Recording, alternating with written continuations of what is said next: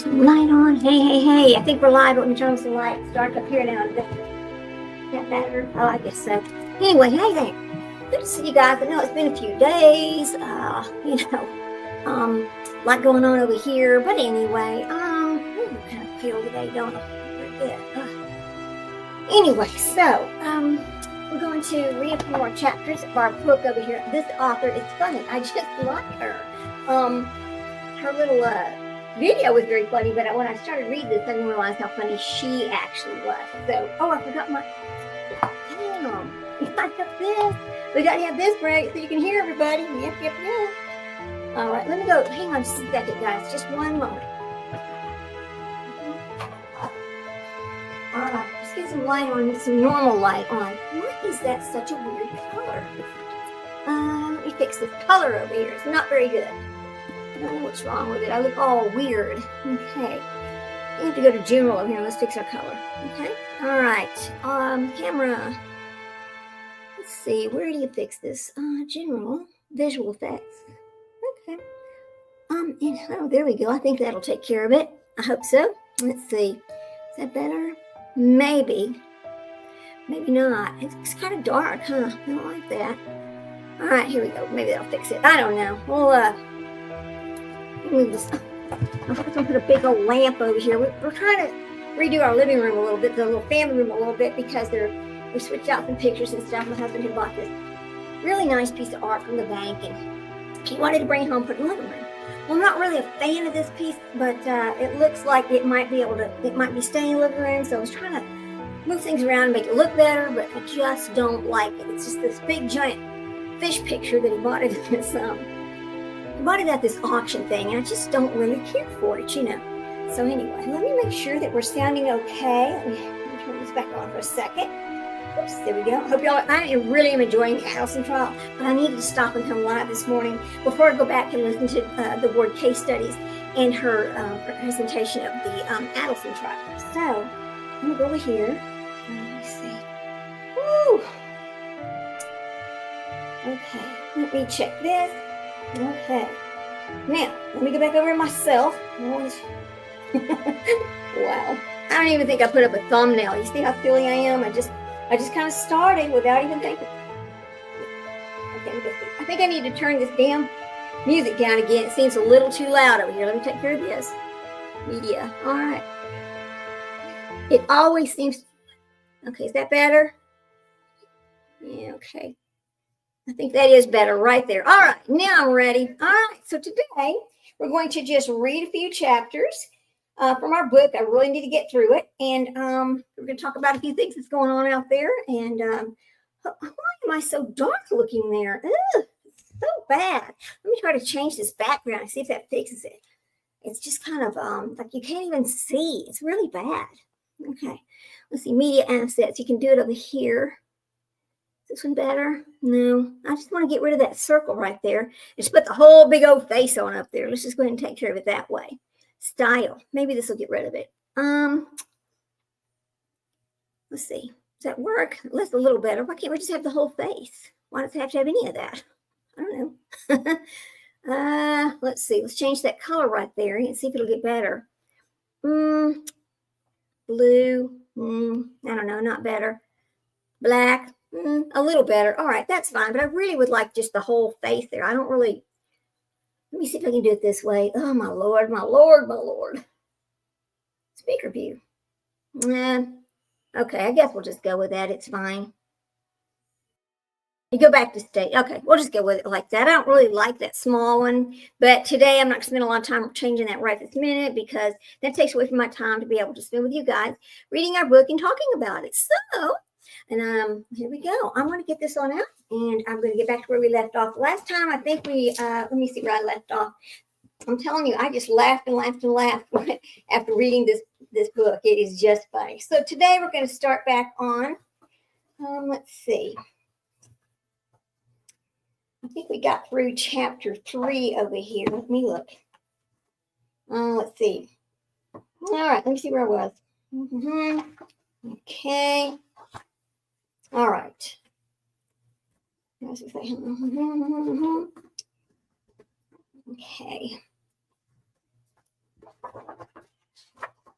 Okay, I think we're on chapter 4. So I'm going to start on chapter 4. And I don't know if y'all, I might have to let a little more light in. Hang on just a second.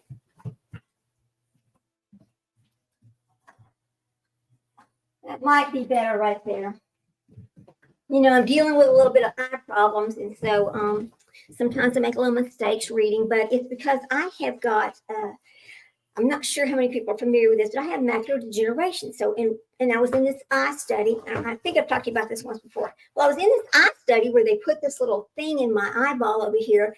And every so often I go in and they fill it full of medicine. So there's constantly medicine being released so I don't lose my eyesight. Okay, that's what that is. And so now they've discovered that my other eye is kind of doing the same thing, but I don't want to go back to that surgery and have the little port put in. So I'm just doing little shots every so often to keep the medication in there. So because it is a inherited problem on both sides of my family, they both of my grandmothers lost their eyesight by the time they passed away. Thank God for today's technology and medicine that we don't have to have that happen to us. So anyway, here we go. So that is why I make a lot of mistakes when I'm reading, but you know what? I still want to keep reading because I so enjoy it. So here we go. Let's go on to chapter 4. And it starts off with, let's see where we were. Let's see where we were and see if I can make sure I don't mess up here. She was standing, okay, yes. Okay, remember last time they were going somewhere and she walked away from her sister and her sister said, no, come back. Because remember, she was almost kidnapped by this guy because, you know, she's really defiant about following her sister. She just thinks that she knows best, right? Anyway, so here we go. I've been trying to find Sprinkled Donut. Sprinkled Donut, if you come on here today or if you listen to this, please contact me. Remember, we want to do this live. I reached out to you and I understand you're having problems with your notifications. And so I reached out to your actual channel to see if I could get your attention to go ahead and email me or whatever. But so contact me, Sprinkled Donut, so we can get our live put together. Another thing I'm going to talk about soon is, I forgot about this one. Let me plug this lamp in. It might make some difference here. Here we go. Lord Almighty, my husband's just jumbled up my area and I don't like it. I'm having a hard time here. Where's the little thing to turn it on? Is it right here? I don't think it's plugged in. There's so many cords. Look at this cord over here. Oh, just a mess. All right, let me plug it in. Oh, there it is. Okay. Making much difference? No, not really. I think I look way too small. Not enough light. I don't know. All right, we'll just go like, okay, that's fine. We'll just go with it like this. But anyway, so yes, I'm trying to find Sprinkled Donuts. Okay, so all right, let's get back to where we were. So she almost gets kidnapped. They make it home, and then she kind of talks about it with her sister. But anyway, we'll move on along. So chapter 4, it's called Alert. Baby died. I was in the living room watching television when Mom told me it was several months after our trip to the prison. Harlow had found our pet cold and lifeless on the floor, and now my little sister was upstairs in the bathroom crying her eyes out. So Baby was the dog. Remember, Baby was their little dog. Patrick, did you hear me? Mom asked. Aggravated. I had only wasn't sure what to do about it. The news of Baby's death was a shock and it just wouldn't settle. It was just rattling around in my head. I blinked a few times and then nodded to my mother and continued watching the television. After a heavy sigh to convey that non-reaction was unacceptable, she headed upstairs to comfort Harlow. Now, Harlow was her baby sister, okay? And for the first time I could recall, I was jealous. I wanted to be upstairs crying too. I wished so much I could be in the bathroom, lying on the floor and sobbing next to my sister. Oh, what is wrong with my throat? Let me get some water. Hang on. Just a second, guys. Hang on just a second. Whoops, hang on just a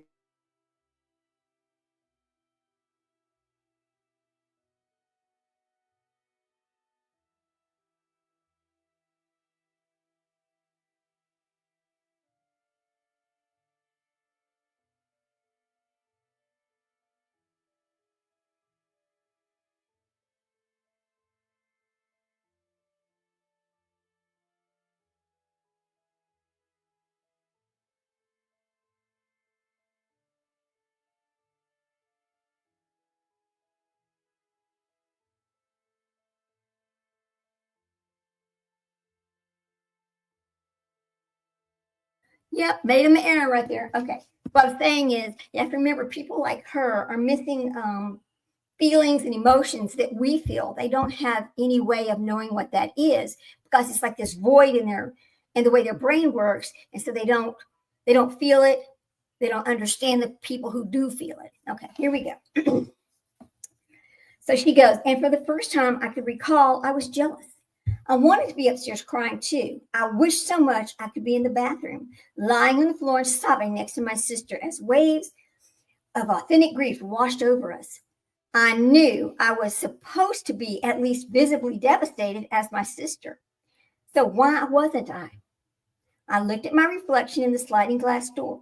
I closed my eyes and concentrated until I could feel the tears welling up behind my lids. Then I looked again.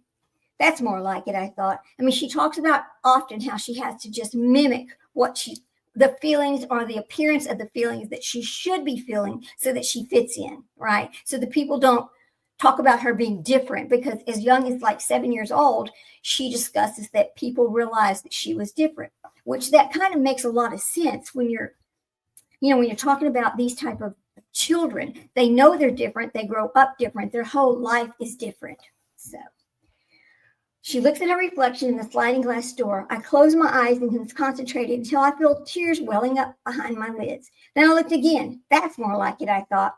The girl behind the glass with the tears streaming down her face looked like someone who had just lost a pet. She looked like someone who needed consoling. But I knew the girl on my side of the glass could not look that way, at least not without making a conscious effort. I blinked and concentration broke. The tears disappeared, and I returned my attention to the television. To say I felt nothing isn't true. I loved baby more than almost anything else in the world. That she was now dead was inconceivable to me. And yet here we were, and here she wasn't. When trying to explain this lack of certain emotions, I've likened it to standing next to a roller coaster. I can hear the people on the ride. I can see the dips and curves of the track. I can sense the creeping adrenaline as the train begins to steep ascent. All right. As the first car reaches to the top of the hill, I suck the air into my lungs and then exhale forcefully with my hands over my head, watching the coaster rush to the bottom. I get it. I'm just now experiencing for myself. I could tell that my mother didn't know what to do with a kid like me. Like any decent parent, she expected a normal kid with normal reactions. That I wasn't able to give. She just wanted me to put me into a state I'd started referring to as suck stress. Aw. It too reminded me of a roller coaster, but it had nothing to do with how I experienced the ride. Rather, it was sensations before launch, when the over-the-shoulder restraints would drop into place. To everyone else, these restraints represented safety, security, but not to me. I hated the way they trapped me. Unable to hide if I needed to, unable to breathe. It was the claustrophobia that arose anytime I became aware I wasn't feeling what others expected me to be feeling. That's how long I was in the night baby died. I could hear my sister crying. I could imagine the waves of grief. It's just that I wasn't standing in the ocean with them. It wasn't so much that I was lacking the feeling as it was that I was separated from it, like my reflection in the door. I could see my emotions, but I wasn't connected to them. I turned off the television. I might not have been able to express or experience my feelings the way I thought others did, but I knew in the next room was only going to cause, but I knew that casually watching the returns of Dallas, remember Dallas? I do. I'm dating myself because, yes, I watched Dallas when that was on. Okay, returns of Dallas while my first pet lay dead in the next room was only going to cause problems. I went to the laundry room where I presumed baby's corpse was still. Maybe if I saw her for myself, I would feel more, what? No. Mom, she goes, hang on. This book is brand new, so it's stiff. I just love a nice hardback book, don't you? Mom had covered the ferret with a holiday-themed dish towel, and cheerful Christmas trees outlined baby's tiny body. She must have been cold, I thought. She was next to the dryer to get warm. I bent down and slowly lifted the cloth. Baby was still underneath, her eyes slightly open. I hung my head and exhaled, thinking, this sucks. I looked at baby again, and I acknowledged that she seemed both wholly familiar and utterly strange. That's not you, I said, to no one in particular. Not anymore. I knelt down and sniffed baby's neck, trying to capture her scent one last time. But even that was different. All the things that made baby unique were gone. Her body, once delighted and spirited, now seemed just barren and of meaning, just barren of meaning. It was like an old item of clothing that had been left behind, or one of the millions of empty seashells scattered on the beach. I felt strangely calm about it. I left my pet and began to slowly climb up the stairs to my room. Baby's death had put me in an impossible situation. I hated that my mom was upset, but I didn't know what I could do to make her understand. I wasn't choosing to behave this way. It was just a reaction, my natural reaction. I suppose I could have faked it. It would have been really easy for me to pretend to be emotional and produce tears alongside Harlow. But I don't want to. It would have been a lie. And lying, I'd promised my mom, was something I wouldn't do. In recent weeks, I'd been on pretty thin ice with Mom. It all started when I'd gone to a sleepover at my friend Grace's house. Initially, everything had been fine. I liked being away from home. The independence was exciting and liberating. But when it got into bed and I knew everyone was asleep and everything started to change, the silence was an inescapable temptation. Usually something, was happening to keep me distracted. And I overheard conversations. The sound of Grace's mom puttering around the downstairs, the chatter of the television from the bedroom down the hall. But that night, there was only silliness. I felt a sensation of pressure had begun to rise. You can do anything you want to, said the voice in my head.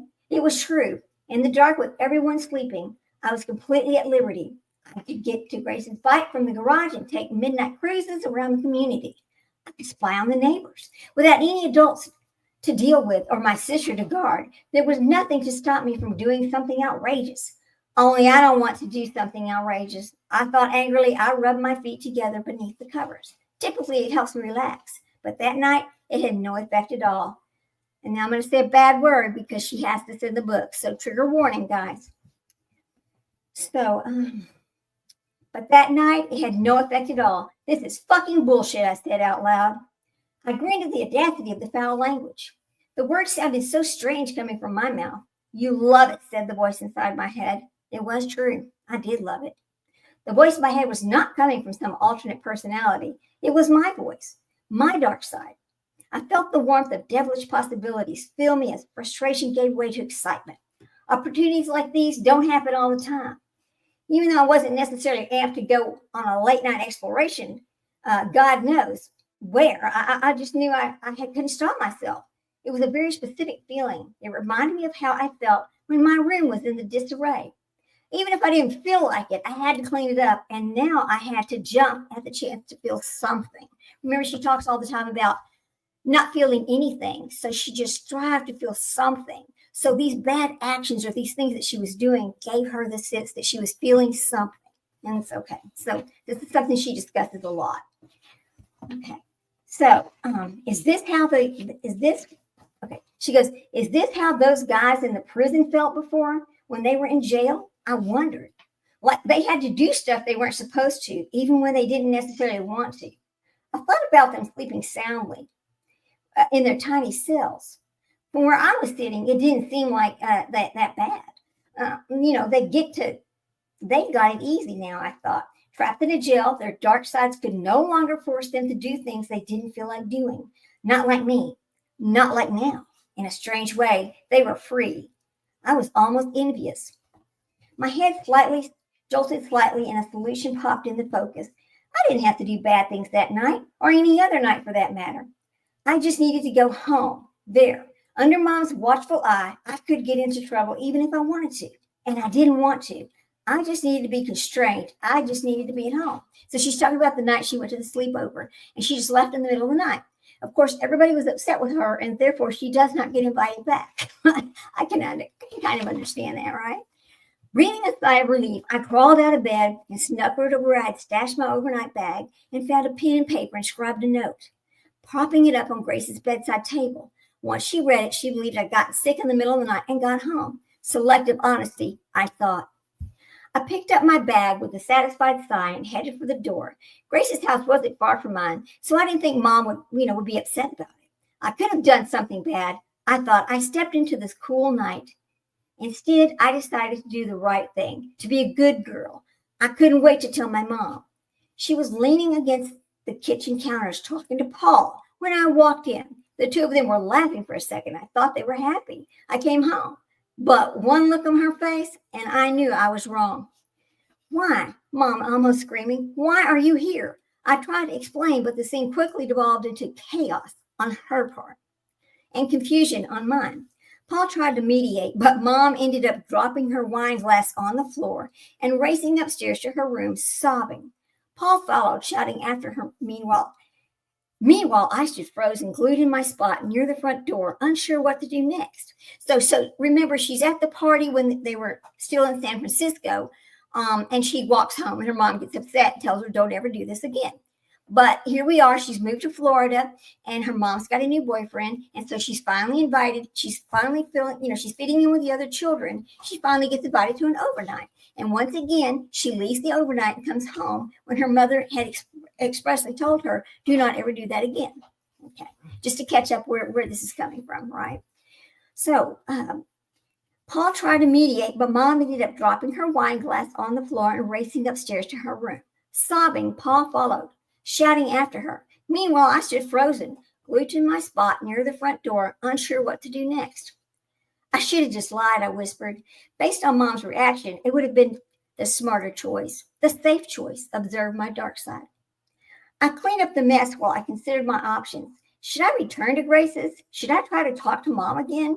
By the time I was done, I decided that going back to the sleepover would not be a good idea. So I quietly climbed the stairs to my room, hoping I could sneak into the bed without anyone noticing. When I reached the second floor, I could hear my mother crying from behind her bedroom door. She says, I don't know what to do with her, and she's having a hard time breathing while she's crying. I heard her say between gasps, I don't know what to do. The door was ajar. Through the crack, I could see Mom on the side of her bed, rocking herself in desperation. Paul, also unsure of what to do, gently patted her on the back while she hyperventilated. I recoiled as if I'd been burned, unable to withstand more than a second of that image. It reminded me of seeing her crying in San Francisco. I went to my bedroom, closed the door, and stood completely still. In the silence, I thought I could feel every cell in my body. All 5 senses were wildly activated, and I noticed that I had stopped breathing. Was this how normal people felt when they were afraid? I suspected that it was, but I didn't feel afraid in my mind. I didn't feel scared. So what was I? I stood in the dark, searching for the right words to describe what I was feeling until it appeared. Alert. She finally felt alert. It wasn't fear. It wasn't vigilance. I'm keenly and eerily alert. I was a serious problem that needed an immediate solution. I couldn't completely surrender to the protection and guidance of my mother because I felt like I needed it to control my behavior. But I also knew her guidance came at a price, and that the price was trust. If Mom thought I was being dishonest, even if I wasn't, I had lost her as my compass. I closed my eyes and recalled the times in San Francisco when I'd lied under the dining room table and just tell my secrets, when she'd call me her honest girl, and I'd know I was safe. When in doubt, tell the truth. I recalled my mother's mantra from the San Francisco. The truth helps people understand, she says. The next day after Paul left, I walked into my mom's room. Although it was afternoon, the curtains were still drawn and the lights were off. In the corner, the television was on, but the volume was muted. It's silent. Images threw daggers of light across the darkened room, and I walked over to the bed where my mother lay awake and staring. She appeared to have been up all night crying. Her face was red and blotchy, and there were dark bags under her eyes. Mommy, I started to say before she interrupted me. Listen to me, Patrick. She said, her voice was raspy. Listen to me. Carefully, she looked scared. You must never sneak out of a house again. Any house, she said. And you must never, ever tell me a lie. I nodded, desperate for her to understand. But I didn't lie. I said with a squeal. Mom looked at her hands. I could tell she was searching for words. Look, she continued, unable to meet me imploring gaze. She was unable to meet her imploring gaze. I know you're And then she pauses. Different, she said. I know, I whispered. I know I shouldn't do stuff, but I do it anyway. I know I'm supposed to care, but I don't. I want to, but I just, and she pauses, can't help it. I don't know what's wrong with me. We sat for a few seconds in silence, the light of the television turning the white pillows different pastel colors. I stared and then became momentarily hypnotized by the flickering hues. I wish I was a pillow, I thought. I can't keep you safe if you aren't telling me the truth. Mom grabbed my hand and stared into my eyes. So promise, she said. Promise me you will never lie or break a promise again. Promise me you'll be honest and not just with your words. Mom continued urgently, but with your actions too. I looked into her eyes, completely understanding. I understand what she meant. Okay, I said, and I promised. And I meant it. From that day forward, I went to extremes, refusing to be dishonest about anything. I even started counting the number of bites I consumed at dinner time, just in case Mom wanted to know how much I'd eaten. I worked so hard to be perfect. I went out of my way to tell the truth, just like I'd promised. My reaction to baby's death was the honest one. So why was I standing in my bedroom alone and in trouble once again? Well, the next morning, I was glad to be at school for once, similar to the peace I'd felt in my room. It was nice to be around people who weren't expecting me to be sad. None of my classmates or teachers knew that baby had died. So I didn't have to force myself to look upset. I went about my day as if nothing was wrong, because as far as I was concerned, nothing was. In the carpool line that afternoon, I was relieved to see my grandmother's car rounding the corner. Mom was probably still mad, so time in the car with my grandmother was a reprieve. We chatted happily on the way home. I think my grandmother hadn't heard about baby, so everything was normal.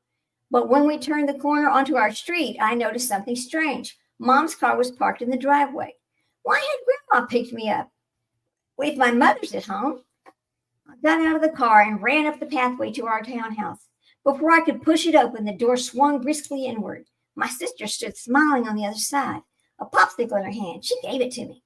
Welcome home, Katie, she said, using the nickname she had indexed implicitly assigned to me that previous summer. Want to play Barbie? I smiled and accepted the popsicle.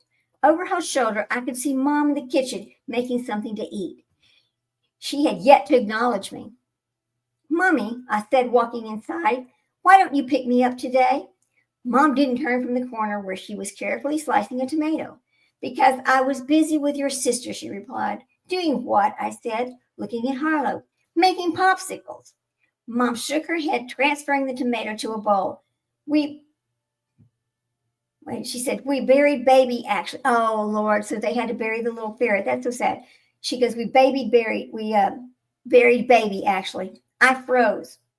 Just a cold rage rose from the ground and into my stomach. I set the popsicle on the counter. Its red dye instantly staining the white formica. What? I stammered. What? Mom sat down the knife and turned around. Well, you didn't seem like you cared much last night, she said, sounding almost snug. So I didn't think you'd mind. Her statement felt like a punch, and the rage had now ascended to my throat. You're lying, I said softly, barely controlling myself. Mom took a step toward me. What did you say to me? She asked, ready to launch a rebuke. I looked her in the eye, her absurd reaction making me even angrier. Unable to contain my fury, I grabbed the nearest object, a glass pitcher, and threw it as hard as I could at the wall behind her head. Oh, no. So see, now she's really getting in trouble. She cannot control this anger that she's having because she's feeling emotions that she doesn't know how to deal with. Because again, these people don't feel what we feel. She is a sociopath. She's diagnosed as a sociopath, right? She goes, you're a liar, I screamed. The pitcher exploded against the wall, shattering my mother with tiny shards of glass. Harlow started crying. I stomped out of the kitchen and up to my room, growing more resolute with every step. Enough was enough. I was done with it. Bad behavior, good behavior, honesty, lies, none of it mattered. Everything got me in trouble, and I was sick of constantly trying to play by the rules. They were always changing for no good reason. From now on, I was going to do what I wanted. What did I have to fear? Nothing. That's what. I made it to my room and slammed the door. I only had a few seconds of quiet before the door swung open and my mother burst inside. It wasn't nearly enough time to get myself back under control. Patrick, she screamed, what is wrong with you? What's wrong with me? I screamed back, shaking with anger. You took my little sister out of school so you could bury my pet. I yelled, and you want to know what's wrong with me? There was a smudge of blood on my mom's cheek where she'd been cut by a piece of the glass. She wiped it as if she took another step forward. I assumed you wouldn't care. Only she said this with a much less confidence. Bullshit. It was the first time I'd ever cursed in front of my mother, much less at her. But I didn't care. You were mad because I didn't react the way you wanted me to. You were mad because I never react the way you want me to. Mom looked down as my words hit a nerve. You did this to punish me. I spat. You did this because I am different. Wow. Mom looked at me. Slivers of glass glinted in her hair like diamonds. I thought it was to teach you a lesson, she said, daring to look shocked.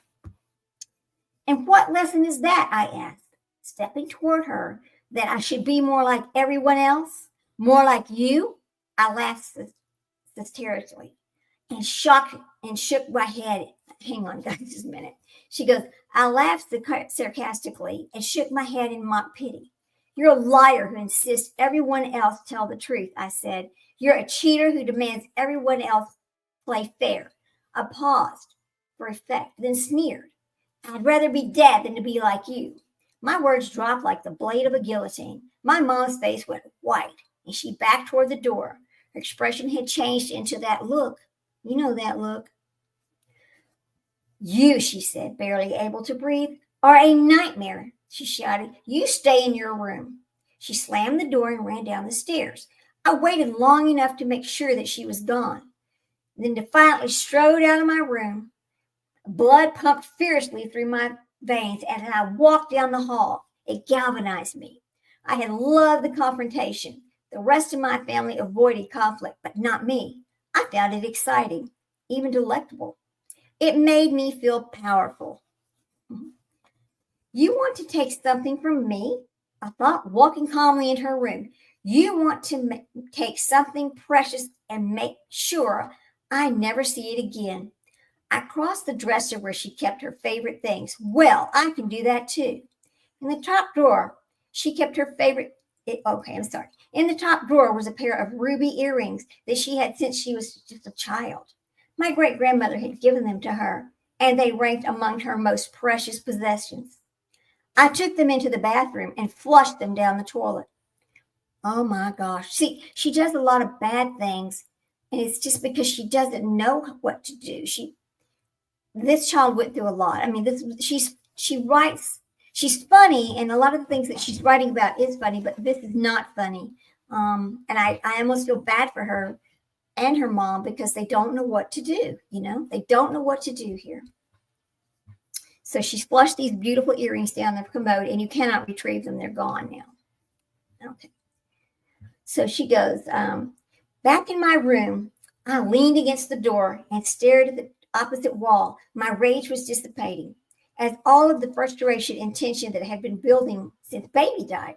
I felt nothing, only now, like inside the vacant house, I liked the feeling of nothingness. It was relaxing. I wanted to embrace it. With my mother already irate, I didn't have to worry about it. Right reactions are wrong. I had to worry about the stress that came with trying to play normal. Alone in my room, I didn't have to offer fake reactions, display of feelings I didn't have. I was free from emotion, from expectations, from pressure, from everything. I can just be myself, I whispered. A line came from Who Framed Roger Rabbit. I love that movie. It was so cute. I just love Roger Rabbit. Jessica, she's my favorite. I'm not bad. I'm just drawn that way, she says. So she goes, I'm not bad, Jessica Rabbit says. I'm just drawn that way. I could relate. I, too, was just drawn that way. I wasn't trying to hurt anyone on purpose. I wasn't trying to cause trouble. I just wished I could make my mother understand. It's not my fault I don't feel the same way everyone else does. So what am I supposed to do? I glanced at my bed and realized I was exhausted. I collapsed on top of my comforter. Several hours later, I woke up with a start. My bedroom was dark and the house was silent. What's going on? I thought. What time is it? Then I remembered the ferret, the fight, the earrings. I sighed and rolled onto my side. In the bed next to mine, Harlow was asleep. It was after midnight. Mom must have come in at some point to put her to bed. I rubbed my face and sat up, and the enormity of the situation is dawning. The sound of whispering broke my concentration. The voices were coming from my mother's room. She was on the phone. I was only trying to get a reaction.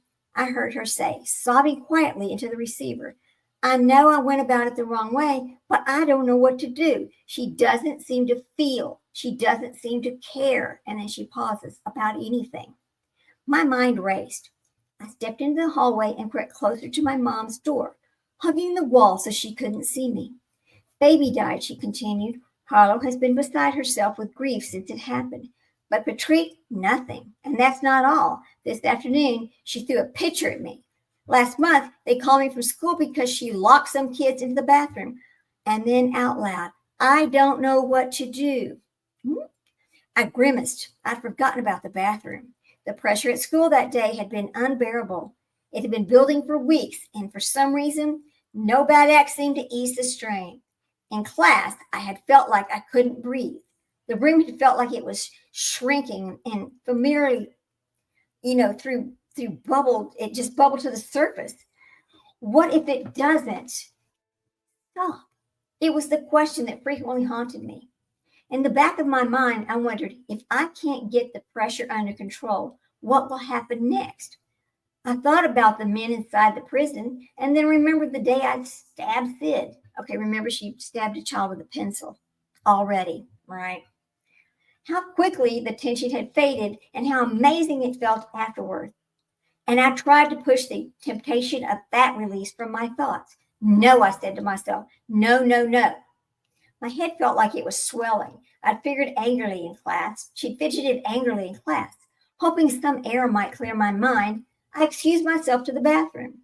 A group of sixth-grader girls shuffled down the hallway ahead of me. They were headed into the bathroom too, and when they were inside, the heavy metal door closed behind them with a thud. I stood outside the door, and above the handle was a deadbolt that latched from the outside. I'd always found that interesting. Why would anybody want to lock a bathroom from the outside? But more importantly, what would happen if I did? The corridor acted as a breezeway, and the air was cool as I stepped forward. I wrapped my fingers around the large deadbolt and registered how tiny my hand looked against the metal handle. Was I strong enough to twist such a lock? At first I couldn't. Then I remembered how our patio sliders had been pushed slightly forward for the bolt to catch. Leaning against the door, I felt a tumbler begin to turn. I twisted it slowly until I clicked in place. Then I stepped back. It only took a little while for the girls to realize they were trapped. But to me, it was just a rapturous eternity. It reminded me of jumping on the giant trampoline in gym class. My favorite part was the milliseconds when I soared high as I could, but hadn't yet started to fall back down. It was freedom unlike any other. In an instant, all the pressure was gone. In its place, I felt calm. I felt high. And this time, no one was bleeding. The girls started banging on the door and screaming. I listened to them with detached interest. Why would someone be afraid of being locked inside a bathroom? I was pondering this very thing. Then it surprised by a voice from down the hall. Oh, I bet she's getting caught right now. What exactly is going on here? I spun around to see Mrs. Duneau, the sixth grade teacher. She rushed past me and hurriedly unlocked the deadbolt. The girls spilled out, their faces streaked with tears. Did you do this? She asked. Just closed. She was shouting at me. Did you lock this door? The juxtaposition between the intense peace in which I'd only just been immersed in and the messy scene unraveling in the hallway rendered me just uncharacteristically careless. I tried to stammer out in denial. but it was no use. My guilt was obvious. Before I could compose myself, Mrs. Greenough grabbed my wrist and marched me to the principal's office. Later, I sat next to the reception desk waiting for my mother to come and get me. I had a strange sense of bewilderness. I'd never been caught like that. I wasn't thinking. I rationalized. And the danger of allowing the pressure to rise for so long became apparent. It made me sloppy, and I realized gravely it made me dangerous. I thought again of the men locked inside the prison and Officer Bobby's response when I asked them if all sociopaths ended up in jail. She's questioned this quite a bit. I mean, she knows she's very different. She's too young to really know, but it's like she's always known, and she talks about this a lot in this book. I mean, I kind of admire her willingness to be so honest and open about her whole childhood, knowing she was different, right? Okay. I thought, okay, she goes, that's what I have to be, I decided, really smart. Inflicting pain or distress was just guaranteed instantaneous method of pressure elimination. I didn't know why. All I knew was the release after stabbing Sid was the best feeling I'd ever had. It wasn't just that I didn't care. It was that I didn't care that I didn't care. I was like kite flying high in the sky, beyond the reach of pressure and stuck stress, just in any expectations of emotion. Yet somehow I knew there was an inherent risk in allowing myself to do something so amoral. It just was dangerous, for one thing, but worse, it was addictive. Yes, I've heard people talk about that these people are addicted to any type of release that they can find, which is why you have a lot of repeat, or what's the word I want to use? Just repeat offenders that end up in prison. Recidivism, I think is the word. Anyway, recidivism. Yes, I think it's recidivism. So she goes, even as young as I was, I understood so much of my energy was spent trying to keep the pressure at bay. Succumbing to my darkest compulsions was effortless and required no energy. God, I love that release. It was like I could float along a wave of submission, where there was a name for the feeling. Right. Okay. Surrender. The word appeared on my lips as if I had spoken by someone else, and I knew it was true. At this time, I was confused. Surrender to what? I wondered. My dark side, my bad urges? Standing outside my mom's bedroom, I was desperate to understand. My thoughts were interrupted as she cried into the phone. I'm afraid, she faltered. I might have to send her to boarding school. Boy, my eyes widened then. Boarding school? She felt quite as though the person on the other end of the boarding school? She felt quiet as the person on the other end spoke. I sighed and hung my head. To be fair, I had always harbored a secret desire to be sent off to boarding school. Miss Porter's school in Connecticut, for instance, seemed like an excellent place to ride out my adult adolescence. Okay, now we have to remember that her family was very wealthy and that they lived a lifestyle that, like most of us, did not live. In fact, she spoke of how at her grandmother's house they had servants. And remember, she spoke of just things that I'm not going to say normal, I'm just going to say the things you wouldn't see today, and that is having Black servants that live in your house, which she talks about this in this book. So, very affluent. So, to be fair, I'd always harbored a secret desire to be sent off to boarding school. And Miss Porter's school in Connecticut, for instance, seemed like the excellent place to ride out my adolescence. After all, I was about to start junior high. I hadn't exactly worked through the details, but I could imagine myself in a crisp plaid uniform with neatly plaited braids. Lost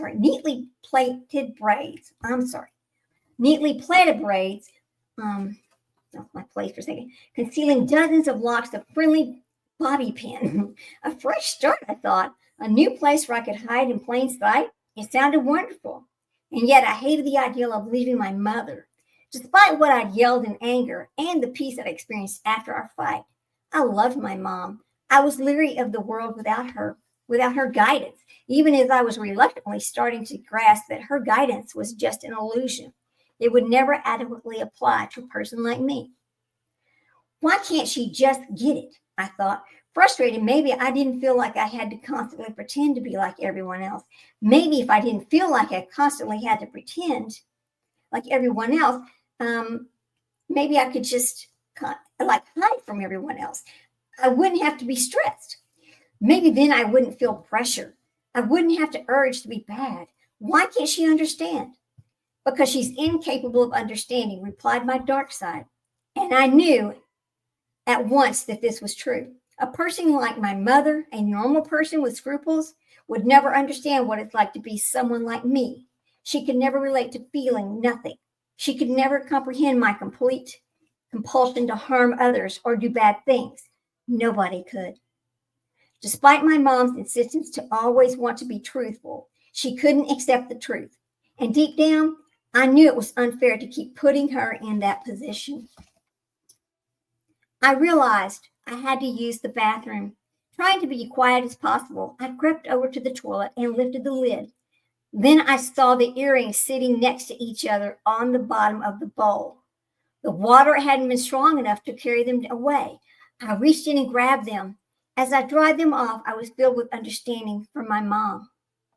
She didn't know any better. I thought, it isn't fair to her. I returned to the hallway. Mom's door was no longer open. She must have heard me in the bathroom and closed it. Pressing my ear against the wood, I could tell she was still on the phone. Only now I couldn't make out what she was saying. It didn't matter. I already knew what she had to be done. I stared at the earrings and remembered how good it felt when I thought I destroyed them. I was so out of control. I thought, but I did something mean, and I was calm. And what's worse, I liked that feeling. This, I knew, was probably a bad sign, except I didn't feel bad. Just as when my mom told me baby was dead, so many of my feelings seemed separate from me, like a shadow on the wall. And the emotions that did resonate, like happiness or anger, were often fleeting, as though I could turn them off and on like a switch. I snapped my fingers shut, then back of the earrings dug into my palm, and I let them. Looking back again at my mother's closed door, I felt a wave of sadness. I knew I'd missed having an emotional connection to someone as delicate as it was. I might not be having her physically, but never again would I be able to tell her the truth. Not the full truth, anyway. What I asked myself, am I going to do without her? The thought of being, psychologically severed from my mother made the most extremely uneasy, but I pushed the discomfort out of my head. No, I thought sternly, you can't trust her anymore. It's not her fault, but you will keep paying the price if things continue this way. It was true. My mother had taken me as far as she could, but like the car that hadn't been prepared for such an arduous journey, she was starting to break down. Mom was never going to understand or accept who I was, and I could never change who I was. I would just have to hide my true self from her. And that's a sad existence for a child. It really is. Knowing that they are different, knowing they have to hide their feelings, knowing they're trying to fit in a world that they don't really fit in, and just thinking, trying to pretend to have emotions that they don't have just to satisfy everybody else. That has got to be the hardest existence for a child. I mean, she's just a child. Closing my eyes, I leaned against her bedroom door and rested my head against the back of my hand. I love you so much, Mommy, I whispered, but I can't keep my promise. A few minutes later, I returned to my room, and Harlow still lay sleeping. Opening and shared closet doors, I crept into the crawl space in the back where I had kept all my favorite treasures, hidden behind a broken air vent. I tugged it out of the grate and came loose, revealing all sorts of knickknacks I'd collected over the years. I set the earrings between the Ringo Starr spectacles. Okay, she had stolen. Her dad is high up in the music business, and when she was a child, if you did not hear the first chapters, when she was a child, every time she would go around a certain place, she would steal little things. One of the things she stole was a pair of Ringo Starr's actual glasses from one of the other homes that they'd went to visit. Okay, so she'd kept them all this time, hidden so that nobody knew she had stolen them, because it was talked about that they were stolen, but nobody knew who stole them. So here we go. She goes, so she sets them, the earrings, between Ringo Starr spectacles and a set of keys I'd stolen from a teacher I didn't like. The boldness of their ruby sparkles seemed to protest the injustice of their new resting place. Tomorrow, I reasoned, I will apologize. I would explain to my mother that my grief over the loss of baby had been delayed and that I was out of my mind to have spoken to her that way. And my mom, already feeling guilty about what she had done, would accept my apology. This is what she's thinking in her mind, right? Of course, she's a child. That's why she's thinking this. She'd believe my tears were authentic so long as I pushed them to flow. After that, I decided I would start acting like the girl she wanted me to be, but I wouldn't keep the darkness for myself. This is how I would keep myself safe. I would embrace my independence rather than shrink from it. I would stop trying to change my nature. Instead, I decided I'll just figure out a way to be invisible. The relief of the decision was instantaneous.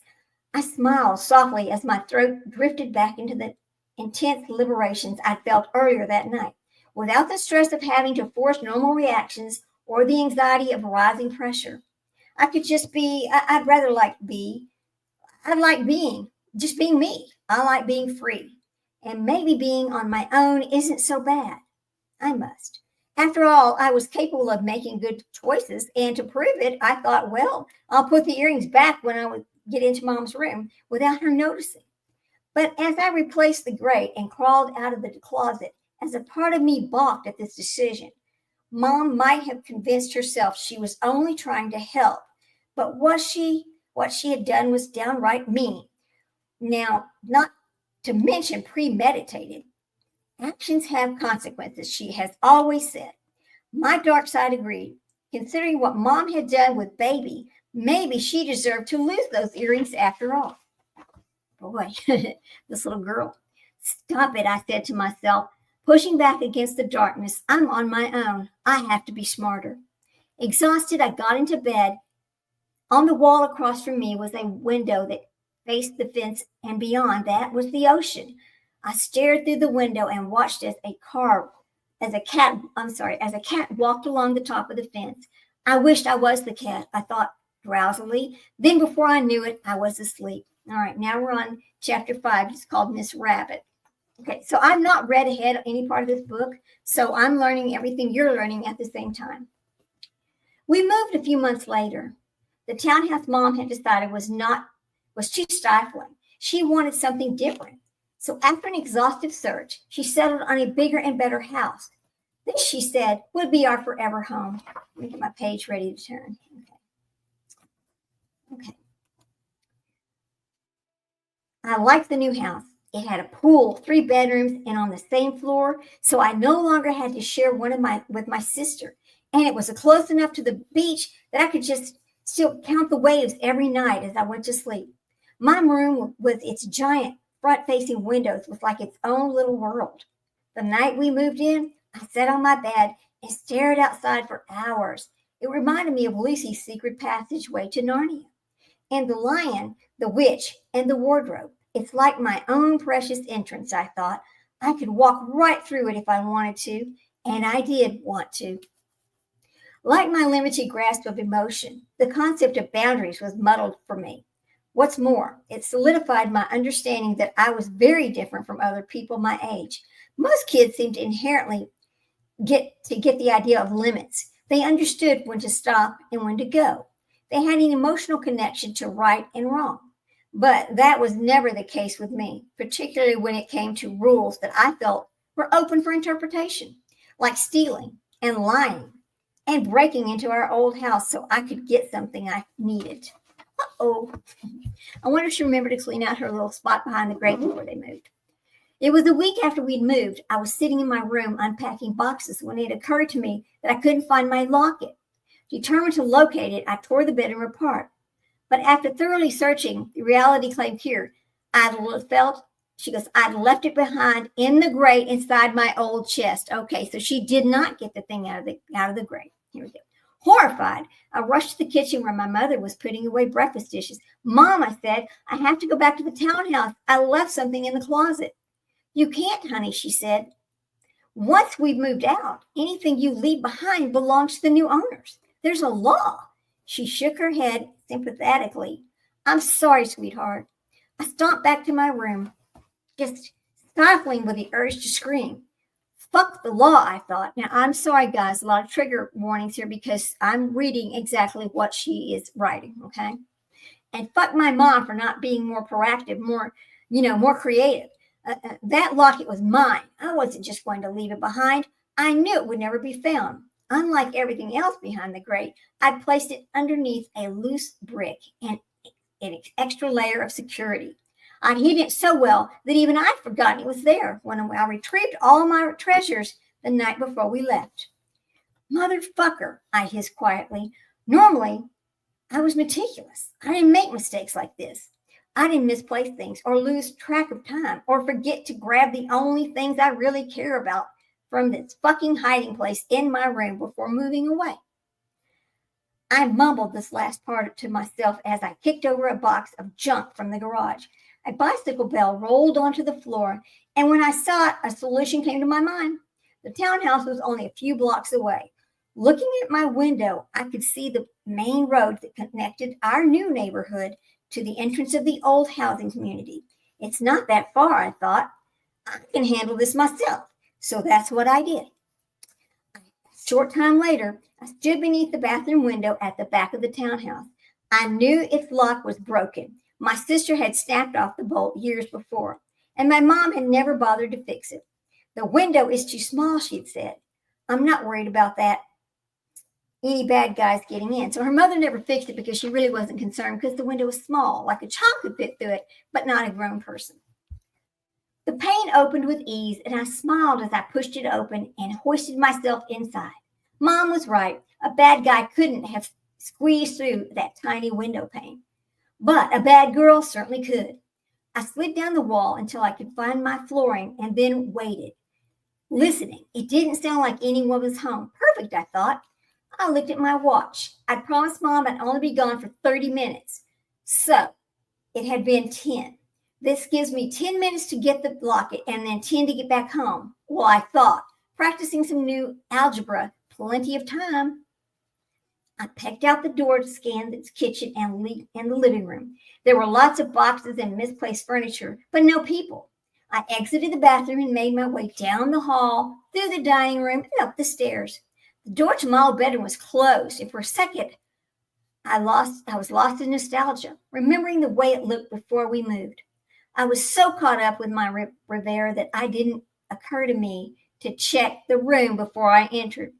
I pushed open the door, and I was startled to see a girl sitting on the floor. In her lap was a green trapper keeper with a horse on the cover. She was coloring a white-hoofed and bright shaded of pink. I gasped, and the equally stunned girl locked eyes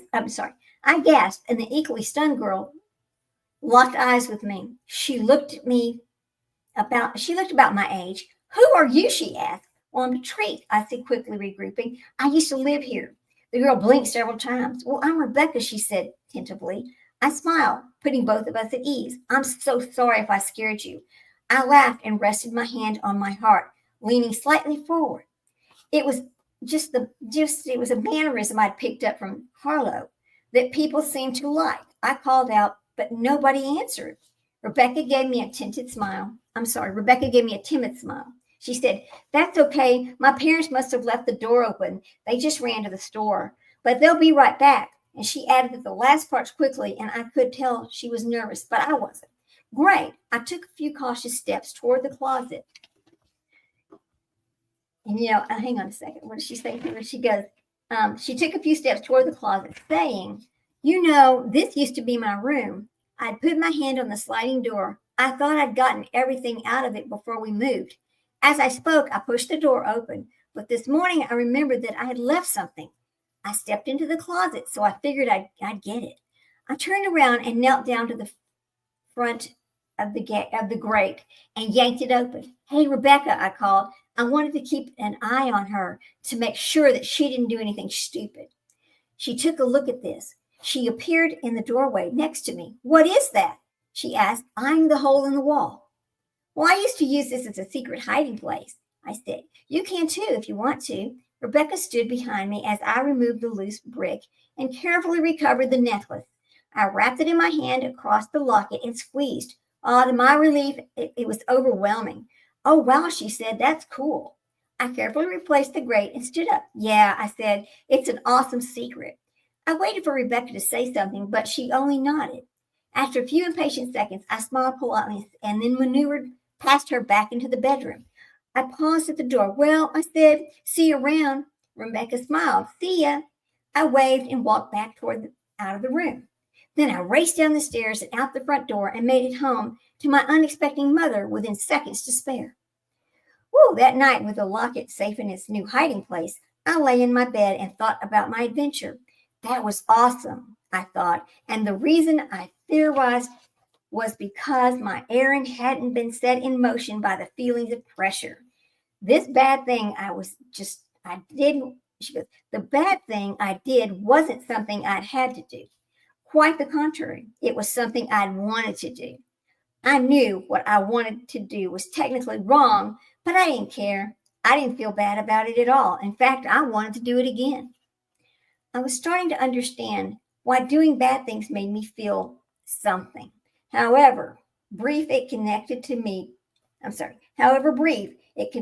to the way I imagined everyone else felt all the time. Lurking beneath my surface, I always had an urge to prowl or to steal or to stalk, sometimes even to hurt. This wasn't because I wanted to, but because some part of me understood that it made me feel better. It made me feel period. Oh, this poor child. My moderated bad behavior was from a self-preservation, a clunky attempt to keep myself from doing something really bad.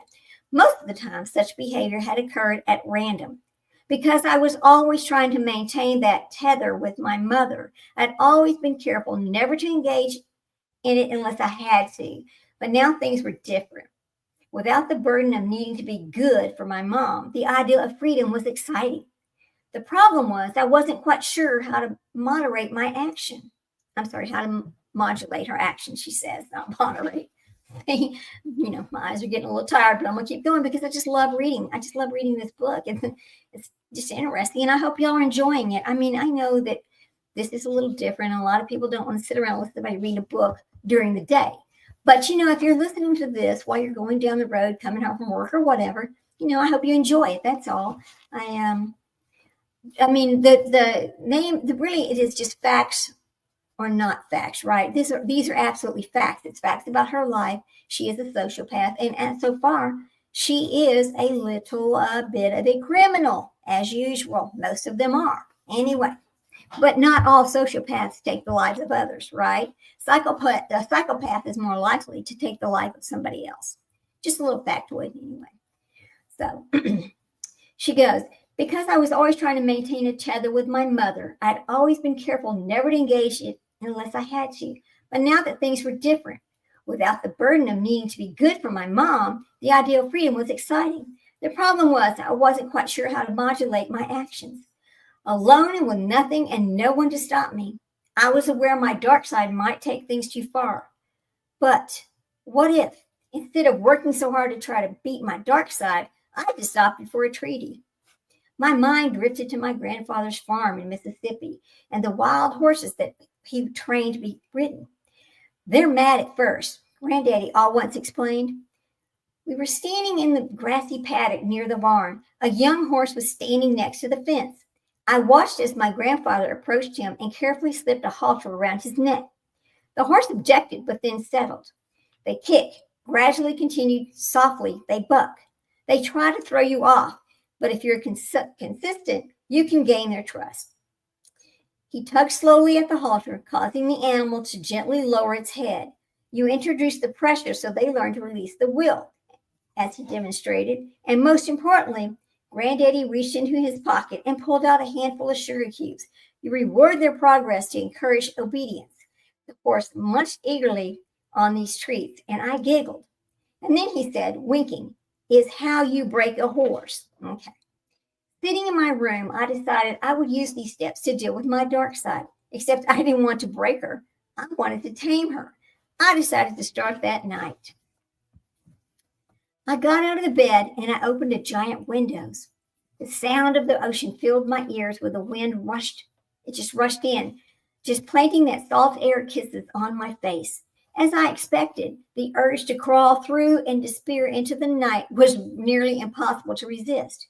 But I held steady. For a few seconds, all I did was stand there, basking in the satisfaction of the discipline that I had forced myself to bed and back to bed.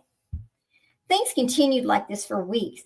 Once the sun went down, I would close the door to my bedroom, turn off the lights, and open the window, look outside, and for a while, this was enough. But then one night, I decided to loosen the reins. It was a weeknight. The house was still. The Cowboy Junkies cover of Lou Reed's Sweet Jane played softly from the silver boombox sitting on my dresser. I crossed the room and quietly opened the window, singing to myself. Heavenly widened windows. They seemed to whisper to me. It was one of my favorite activities, rewriting lyrics to melodies that I liked. With so many songs written about emotion, it was often hard for me to relate. But with a switch of a few words now and then, I found that I had much better time singing along.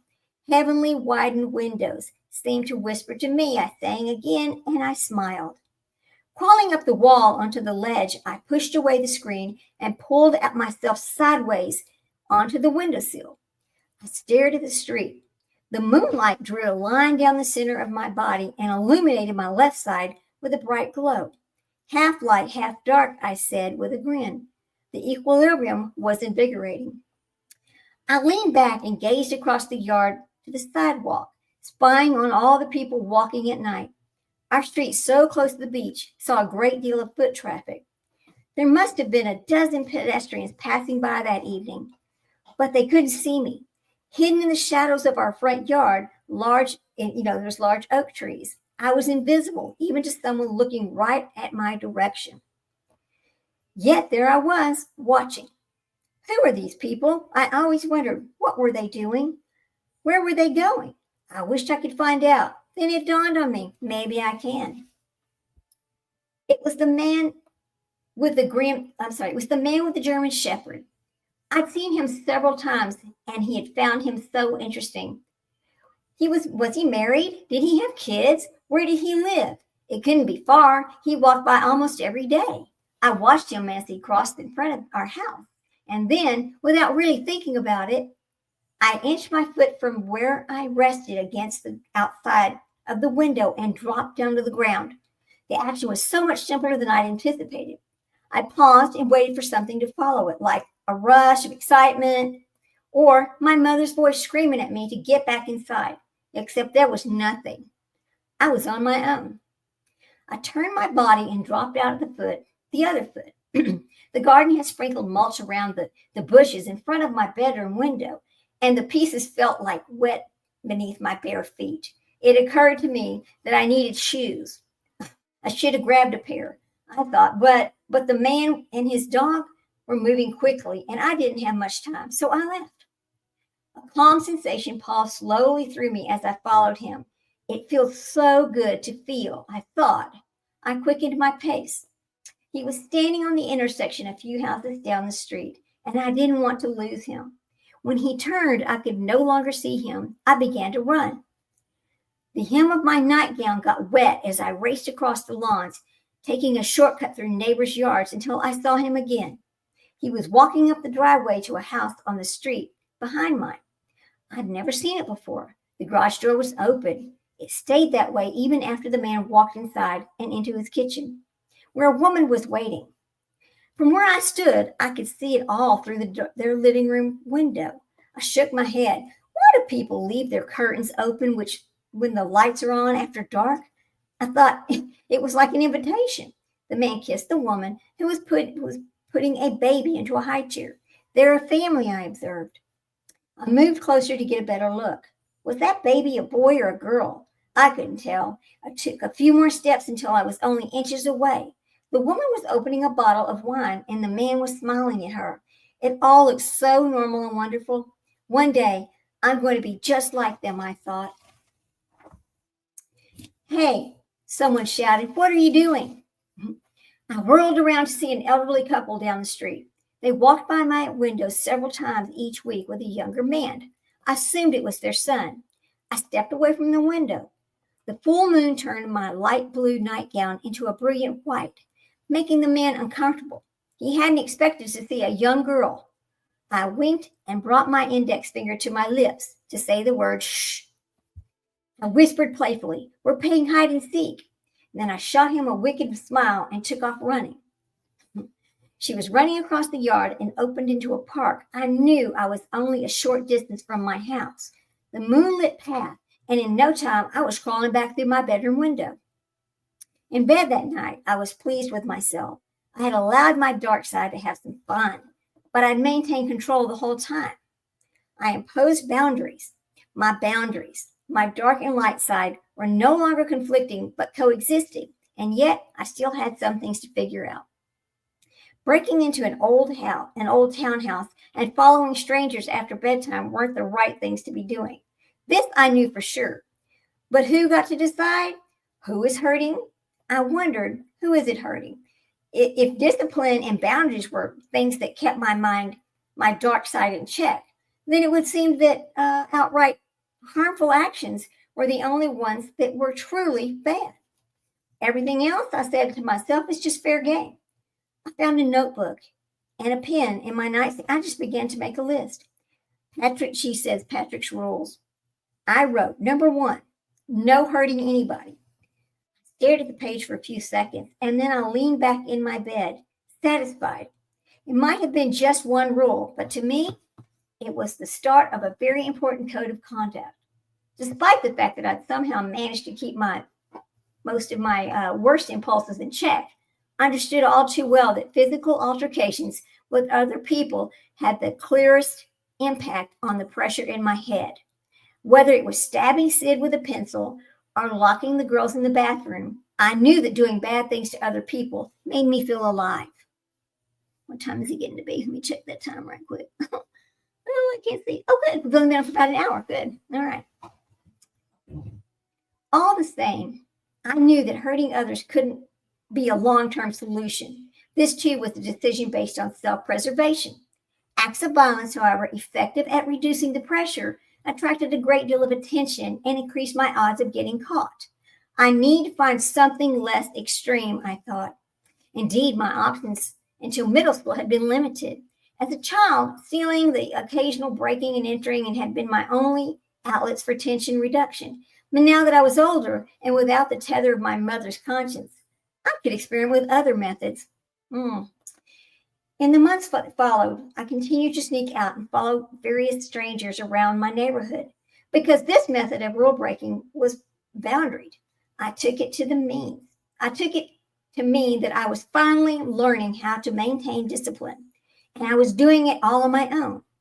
This was essentially stalking people like a low-functioning, never factored into my decision-making. I'm sorry, it was because I'm stalking people like a lo-fi lunatic. It just never factored into my decision-making. What people don't know can't hurt them had become my mantra. In keeping this belief system, I turned to the deceit as a natural layer of protection. Lying had always been easy for me, and not just because of my fundamental temperament. Dishonesty in my eyes was a logical choice for someone like me. When in doubt, tell the truth. The truth helps people understand.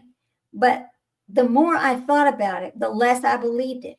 As a child who never felt remorse and rarely felt fear, the truth almost never helped people understand me. Usually it was the one thing I could count on to make people more confused and to cause more trouble. People tended to get angry when I told the truth. Lying, on the other hand, always kept me safe.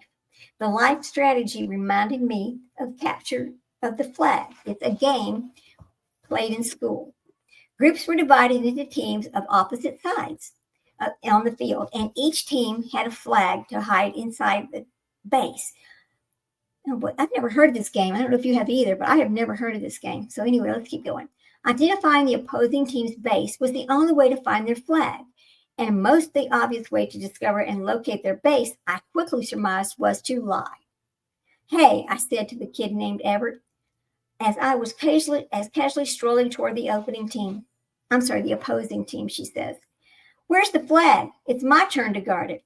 Everett stared at me. "What are you talking about?" he asked. "You're not on my team." What are you talking about? I shot back, planting my hands firmly on my hips. You think I'd just be standing here if I wasn't on your team? I rolled my eyes at Everett, who had started to scoff. Whatever, he said. You're a girl. That's a whole point, dummy. I turned to look over my shoulder, nodding at I turned to look over my shoulder, nodding at what were in reality my teammates. They'd never think would let a girl guide them. Oh, well. Everett shot to me on the sides. I'm sorry, guys. You fix my glasses right quick. When my eyes get tired, I just kind of wander. It's kind of hard for me a little bit, but anyway. Everett shot me a snide smile and then led to me the flag. I waited until he was a safe distance away before shoving it into my pocket and then calmly walking back to the other side of the field. Wait 5 minutes and then say you found this behind the bushes, I said, as I handed the flag to my team captain. He looked at me encouragingly. Don't you want the credit? Nah, I said, shaking my head. I just want to win. That's how I felt about life. I didn't crave attention or acknowledgement.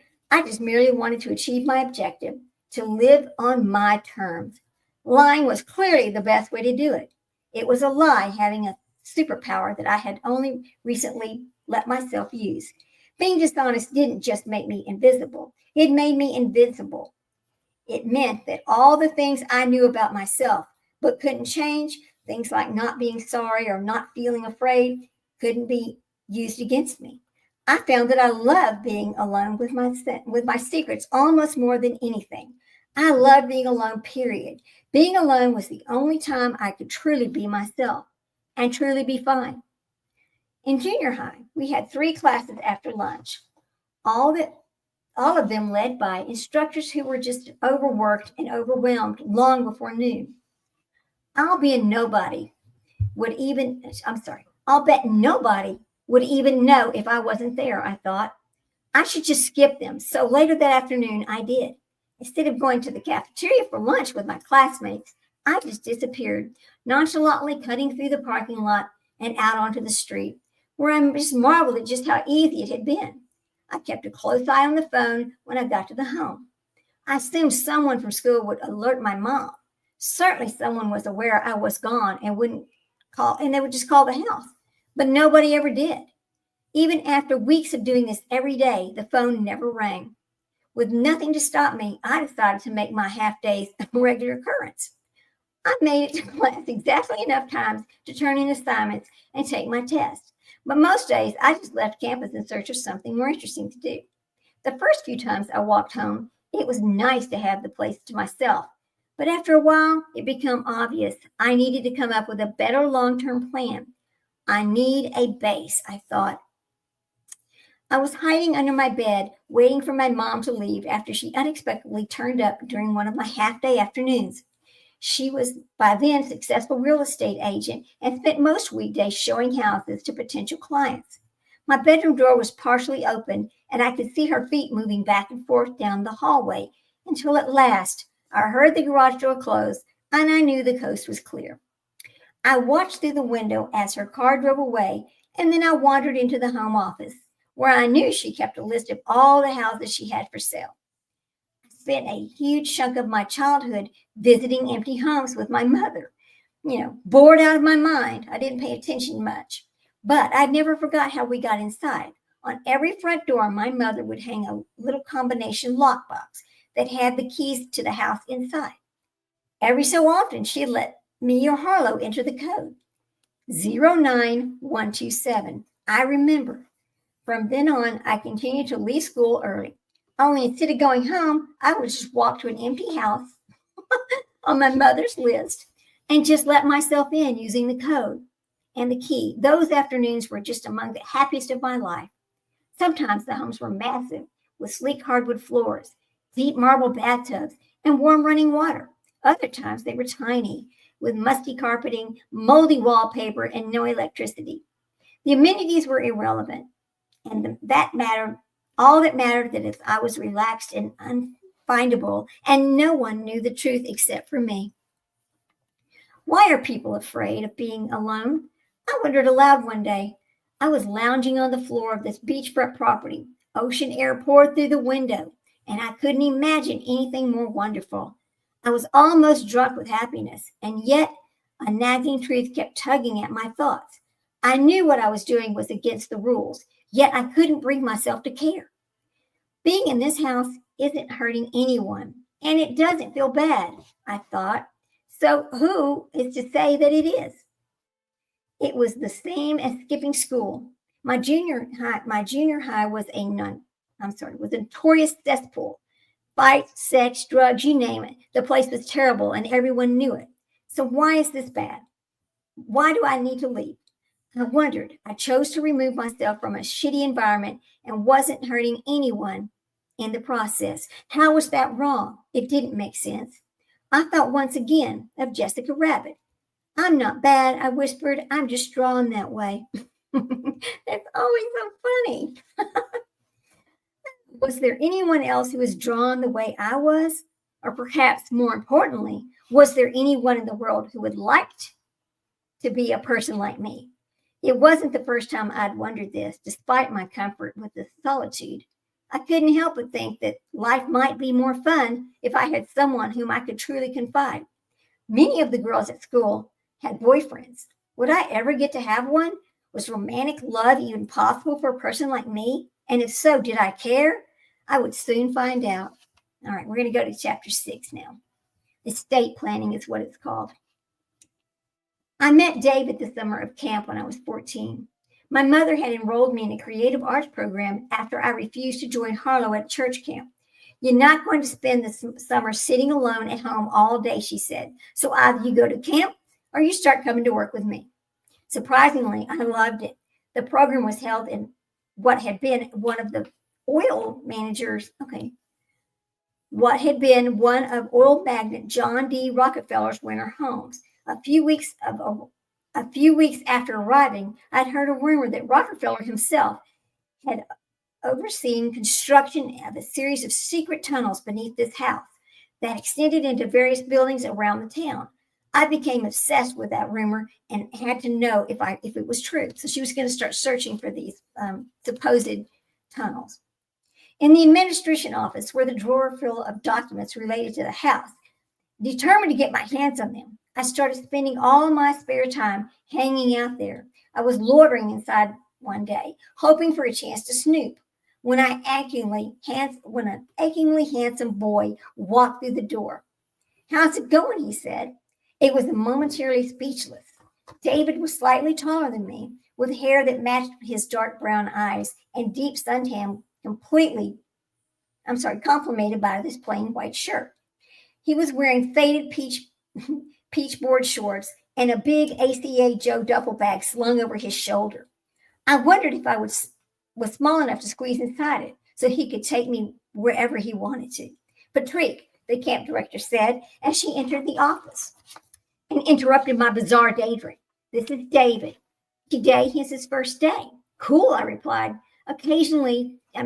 She goes, "Cool," I replied as casually as I could. And then the director stepped into an interior office, leaving us alone. David grinned at me. I turned my attention to the drawer where the historical documents were. Seizing the opportunity, I quickly pulled it open and removed a set of blueprints. Then I turned back to David, giving him a broad smile, and I shoved the ancient paperwork into my knapsack. "First time here?" I asked. "Yeah," he replied, eyeing me suspiciously. The camp director walked back in. She handed him a welcome kit and a map of the property. "Patrick," she said, "would you mind showing David around?" "Of course," I replied. "You're in good hands, young man," said the director, smiling. "Patrick probably knows her way around here better than I do." She was right. Obsessed with this tunnel rumor, I'd covered every inch of this estate over the past few weeks. Usually, I gotta get some water. Sorry about that. I've got a cough too. My throat's getting dry. I hear my baby dogs down there making noise. Let's see who's contacting us right now. Oh! Hey. Let me let her know I'm on live. My little friend, Lady Freedom. Hey. Okay. I am on live. All right. Let's get back to reading. So the camp director walked back in. She handed him a welcome kit and a map of the property. Patrick said, "Would you mind showing David around?" "Of course," I replied. "You're in good hands, young man," said the director, smiling. "Patrick probably knows her way around here better than I do." She was right. Obsessed with this tunnel rumor, I'd covered every inch of the state over the past few weeks. Usually, I'd made forays during lunch. She goes, "I'd made forays during the lunch hour.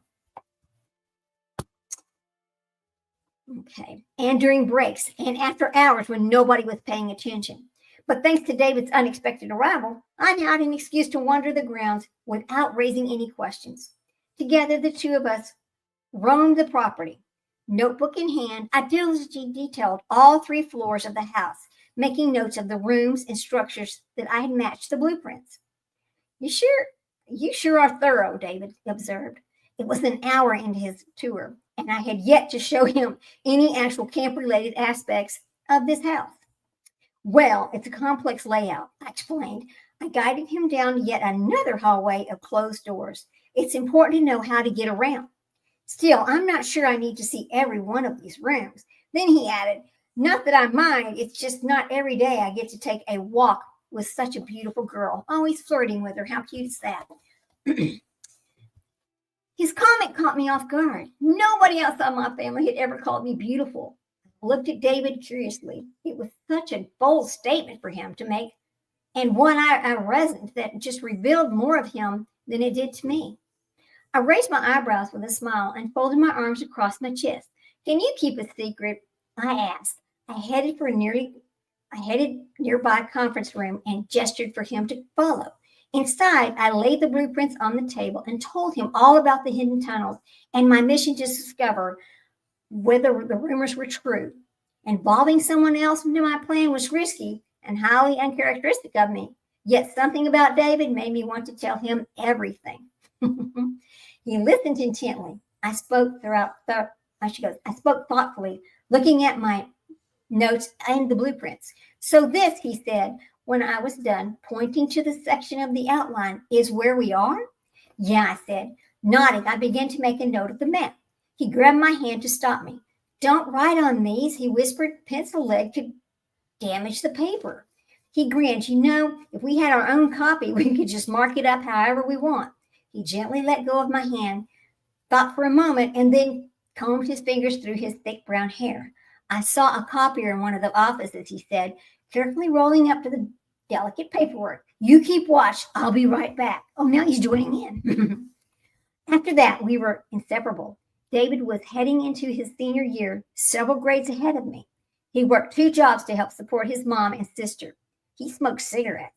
He had a fake ID and drove his own car that he bought with his own money. And like me, he was quick to break the rules if he thought they'd make sense. But beneath his rebellious surface, he was a straight-A student and a kind, thoughtful soul, unlike anyone I'd ever met. Whereas I was objective and cool, David was emotional and passionate. My feelings for David, albeit strong, were hard for me to understand at first. Granted, most of the knowledge I had of young love was that I'd gleaned from V.C. Andrews' novels. And though I was pleasantly surprised to find that my emotions were neither incestuous nor tumultuous, I also found it difficult to fully internalize. My emotional constitution, it seemed, was a lot like a cheap set of crayons. I had access to the primary colors, joy and sadness, but more nuanced hues, complex feelings like romantic love and passion had always been outside my reach. I knew such things existed because I'd read about them in books and seen examples on TV, but I'd never been able to relate to them. In school, we'd be reading Wuthering Heights. The girls in class swooned over Heathcliff and professed a deep connection to Catherine. Kathy Earnshaw, the female protagonist who falls and ultimately goes mad for him. To them, the book was compelling. It was star-crossed lovers' tragedy, but I didn't get it.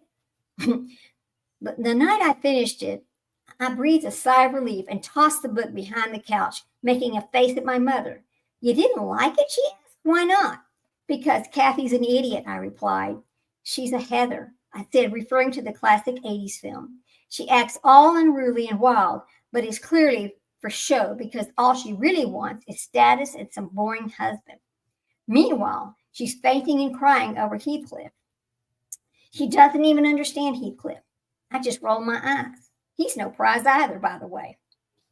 I shook my head and said, I can't believe that book is supposed to be the be-all end of all love stories. I would kill myself if I acted like that. Just wait till you meet someone really that you like. Mom had replied. Then suddenly I did, but it was nothing like Wuthering Heights. My feelings for David weren't obsessive or possessive. They were effortless. I wasn't out of control or delirious like Kathy was for Heathcliff. He didn't even sweep me off my feet.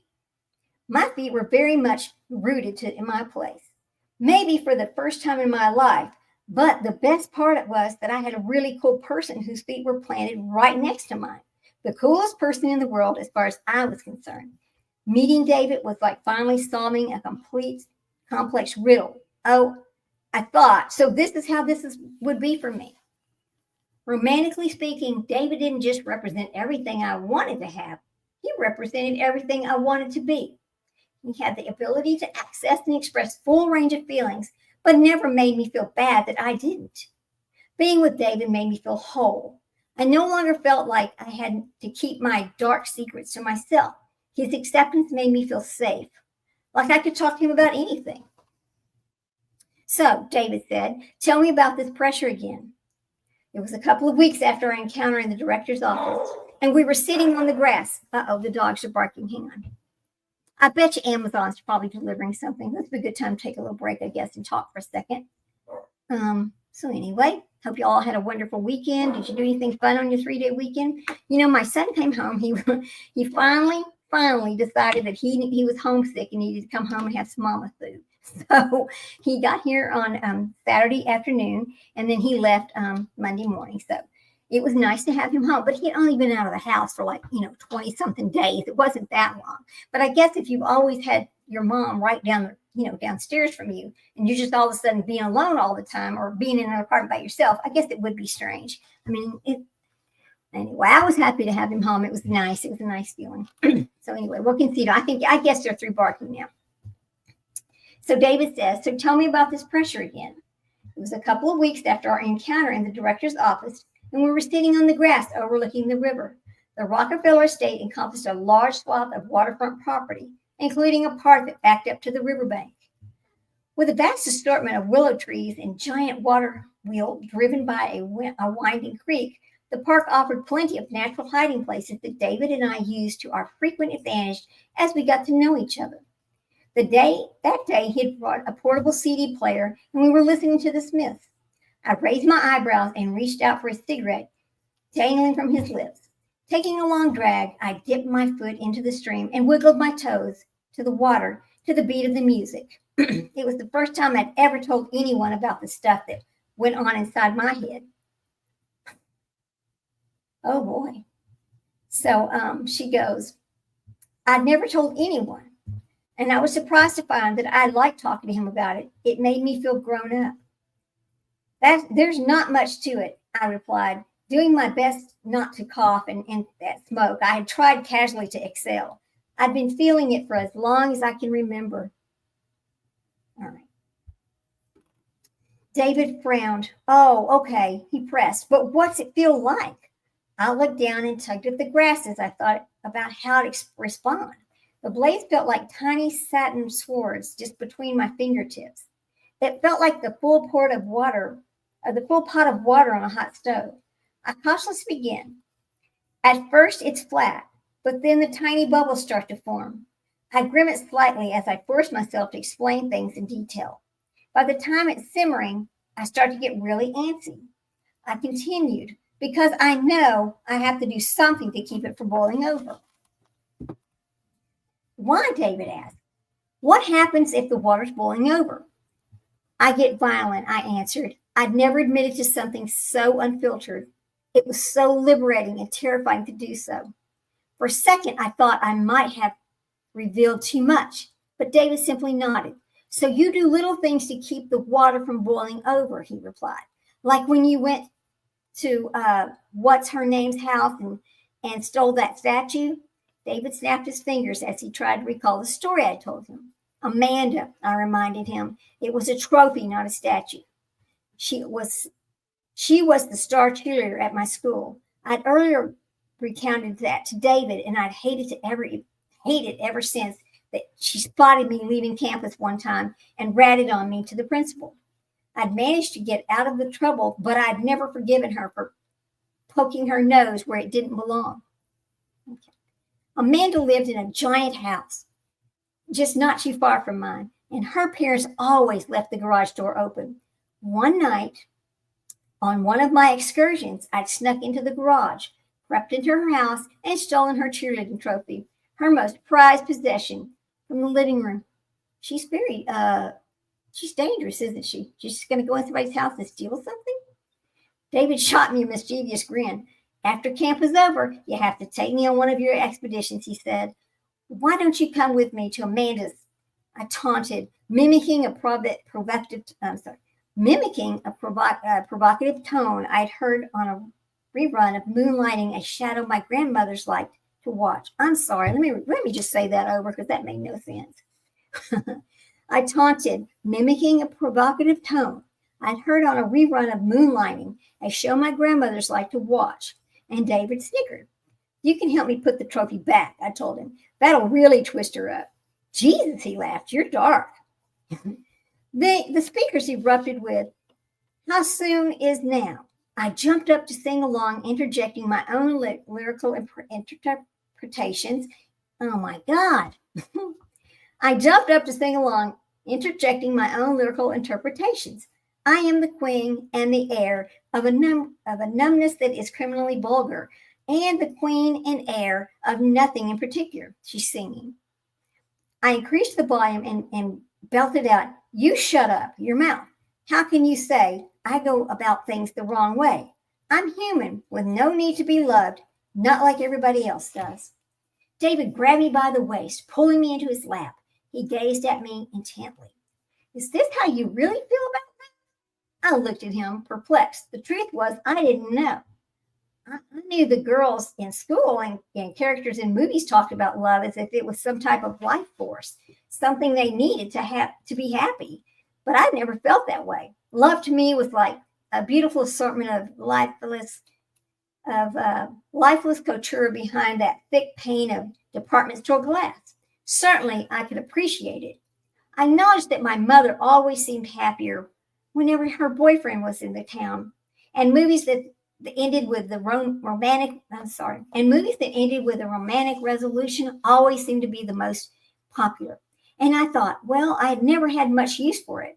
The idea of love sounded great in theory, but in practice, the concept seemed dangerously transactional and, where I was concerned, heavily reliant on a willingness to adhere to some normal type of strict social contract. Wow. David nudged me, looking for response. I don't know. I admitted I'd never had that. And that drive, I said, that need for love. I braced for what I assumed would be a disappointing reaction, but David instead seemed impressed. Well, that's so interesting, he said. And interesting. I was surprised. How do you figure? Because you're different, he offered. You can be objective about the things most of us have no control over. Like you said, you appreciate control in your life. Then he sang, not like everybody else does. I pondered his observations. It was my Jessica Rabbit argument again. What if that bad parts of my personality weren't bad at all? What if they were just simply different? The idea kept occurring to me, and with good reason. My entire life I had always tried to conceal the type of person I truly was, not to investigate or to understand, but just to hide it, deny it, eliminate.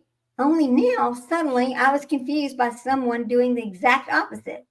I showed David who I really was, and he didn't want to change me. He accepted me. David, unlike anyone else I'd ever met, actually seemed to see me. Better yet, he liked what he saw. That, too, was a nice experience. Though I'd never particularly disliked myself, it had never occurred to me to formulate an opinion. I'd come to accept the attribute separating me from everyone else. We're not deserving of praise. But now I started to rethink it. As our weeks at camp progressed, I found myself coming around to the idea, despite my differences, I could be a valued person, a good person. After all, David seemed to think so, and he was the best person I'd ever met. He was the coolest person I'd ever met, and best of all, he didn't discourage me from indulging my mischievous side. In fact, he volunteered to help. She's turning him bad with her. Wow, this is bullshit, I said, frustrated. It was late in the afternoon, and we snuck out of art class in search of the door to the blueprints. We hadn't been able to find it, but now we understood why. The spot where the door was supposed to be was in the middle of what had become a commercial kitchen and was covered by an imposing china cabinet that took up half the wall. There's no way we're going to be able to move this, I complained. Dropping to the floor, I shined my flashlight underneath the hutch. Though my vantage point was limited, I could clearly see the base of what appeared to be a narrow wooden door. David, I whispered excitedly, twisting my head for the better look. It's here. He didn't respond. He was sitting in the corner of the room, focused on something in his lap. I shined my flashlight at him. David, I whispered again, this time louder. Do you hear what I said? I can see the door. Shh, he responded. He had trusty Swiss Army knife in hand. I'm cutting felt, he said calmly. What does that even mean? I asked with an exasperated sigh. We don't have time for this. David pushes himself off the floor and approached the cabinet. Then, sizing up the enormous cupboard, he tilted it gently backward. Make yourself useful, he said. Hold this for me. I scrambled to my feet to keep the cabinet in place. It's easy, really, he explained. He knelt down, and the fabric reduces the friction. My jaw dropped as I watched him attach the soft material to the cabinet's feet. God, he was smart and resourceful. David spent a few weeks every summer loading freight for his father's trucking company in Boston, so he knew everything there was to know about moving things. He seemed to know everything about everything. Our skill sets were lovely a match. Whereas I could tell a lie or lift a wallet, David knew all about history and science and an astounding ability to, solve practical problems. He's the young man. He is the yang to my yin. I thought, watching him attach these last pieces of felt. He'd cut from the fabric in the tiny squares, making them nearly invisible. Unless you were staring directly at the feet of the cabinet, you wouldn't even know they were there. He moved to the side and pushed. With its new felt feet, the cabinet slid from the wall with hardly any effort. And there, just as the blueprint said it would be, stood a narrow wooden door. Giving David an excited glance, I carefully retwisted the knob until it clicked. The hinges creaked loudly as the door opened. We stood there frozen, waiting to see if anyone heard. Then we were sure the coast was clear. We squeezed through the frame and slipped into the darkness, and I adjusted my flashlight. As we suspected, the door opened directly onto the set of crumbling stairs leading steeply down to the darkest stairwell led to another doorway, to the frame of which was gruesomely bent, as if a giant had just yanked it from its hinges and thrown it aside. Ooh, creepy, David said. I smiled. Carefully, we descended down the... Okay, they're going to... Hold on, we're just going to bark for a minute before I finish this. I'm pretty sure we're getting deliveries of Amazon or whatever. So, yeah. I really wish they wouldn't bark like that, but there's not really anything I can do about it. In fact, I'm reading along and it almost scared me when they started barking. Anyway, hang on just a second. Let me get my page straight here. So she goes, okay, creepy, David said. I smiled. Carefully, we descended down the stairs and ducked under the bent frame into what appeared to be a huge, unfinished space, roughly the size of the entire first floor of this house. I scanned the room with my flashlight, and we both gasped when it illuminated an archway in the corner, just sealed off by a thick layer of bricks. There was a heavy iron chain stretched across it. I rushed over and I ran my hand along the reddish blocks. They looked newer than the ones that in the frame for the rest of the basement. This is it. It has to be, I said. I thought, taking a step back. And even if it's not, I muttered, I'm going to say that it is. David was right behind me. He wrapped me up in a bear hug and exclaimed, "Holy shit, you did it!" He spun me around to face him and said, "You found the tunnel." And then he kissed me. Caught me by surprise. I took in a quick breath, which amplified the flavor. He tasted like smoky dark chocolate with a hint of tobacco. Hungry was the word to describe it. That's so funny out of her. I was famished, just ravenous. I mean, what? I didn't know. I moved one hand to the small of his back. The flesh was warm. He squeezed me close to his chest. I found myself wishing I could crawl inside his t-shirt. And then I dropped the flashlight and we plunged into the darkness. That trip to the basement was the first of many. Over the next few weeks, I went downstairs any chance I could to explore the huge space and map out every square inch as my own. I spent the entire afternoons there, just basking in the solitude. David accompanied me sometimes, but for the most part, I had that place to myself. My favorite area was the antechamber in front of the tunnel. On the trip, I even smuggled down a chair and a small table to create my own private parlor. There I would play my Sony Walkman and just listen to jazz by the flashlight. I discovered jazz during a family trip in grade school. My father kept an apartment in New Orleans, a high-tiered on the second floor of a building in the French Quarter. Anytime we visited my grandparents in Mississippi, we'd make a side trip to the sultry southern city, and I savored our time there. Nights were my favorite. Harlow and I would share a bedroom with a balcony that overlooked the Decatur streets. After everyone was asleep, I would step outside, and with the blues from the bars below putting me in a trance. Jazz, I decided, was my favorite thing in life. In a universe where everything seemed to be associated with everything else, jazz was in a world of its own. The untethered notes didn't propel me backwards in time. The untethered notes didn't propel me backwards in time or force me to be into an imagination of the future. Rather, they kept me in place, bounced around by tempo that didn't seem to be bothered by rules any more than I was. Like jazz, the hidden basement had rules and discernible structure. Like jazz, the hidden basement had no rules or discernible structures. After a few visits, I found I was more comfortable with low ground than I was above it. I was particularly fascinated by the time around by the time around lunch, when I could just, sit beneath the floorboards of the living room and eavesdrop on people chatting above me. I'm like a ghost. I thought my new boyfriend seemed to agree. You are like a ghost, David teased. Here one minute, gone the next.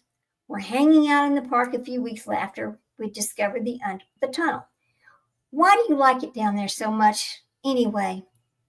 It's relaxing, I told him. I like being invisible. We're lying on a blanket and I was flipping around through some books I'd found in the library. I wanted to see if I could find anything more about that tunnel. You say that a lot, David observed. Why do you want to be invisible so much? Because when I'm invisible, I don't have to worry about people noticing that I am different. I replied candidly. I feel safest when people can't see me because that's when I can just be myself. David frowned. But you're not invisible with me, he said. I see you. He cocked his head quizzically. Are you stressed around me? No, I smiled. But you're unique. David didn't reply, and I wondered once again if I had said too much.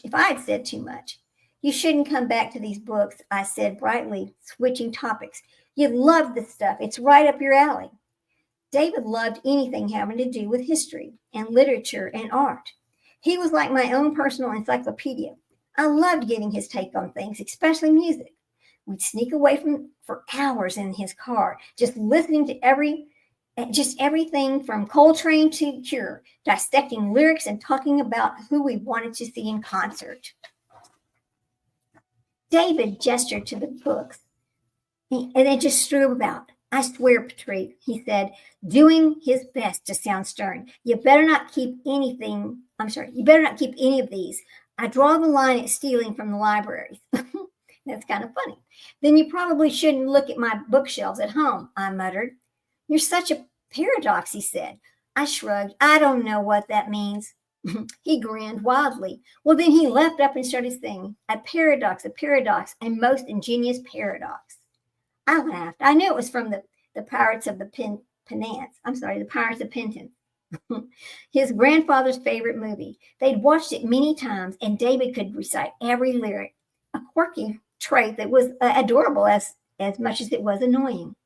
"You're not helping," I shouted above his outburst. "No, I am," he explained, when I pulled him down next to me. A paradox is when two conflicting ideas are both true. Frederick the Pirate was 21, but he only had 5 birthdays. Huh? He was born on February the 29th, so although he was technically old enough to leave his pirate indentures, he couldn't because the pirates only counted birthdays, and by going by that, he was only 5 and a quarter. I raised my eyebrows, so I'm 5 years old, a pirate? Sort of, David laughed. I think about it. Everything about you is contradictory. You're warm and generous, but sometimes sharp and vicious. I just shrugged. That's anyone. Maybe, he said, but with you, it's more extreme. I heard a slight edge in his voice that made me uncomfortable. It reminded me of the tone my mother used to take when we lived in San Francisco. When I'd tell her the truth, and she'd get mad. I studied David's face from the corner of my eye and shifted slightly on the blanket. "Oh," I said finally. I struggled to work out she goes, "Oh, I struggled finally as I struggled to work out a response. Well, I can try to work on that." As soon as the words left my mouth, I got annoyed. It was the same reaction that I have as a child when I thought I needed my mother's guidance to keep me in line. Back when I'd just done anything to keep the tether intact, even if it meant pretending to be something I wasn't. What exactly am I supposed to work on? I raged inside, acting like everyone else. I shuddered just thinking about it. For the first time in my life, I liked being me, and not just on my own, but around somebody else I didn't want to change. And I certainly didn't want him to have a pretend. Fortunately, David seemed to agree.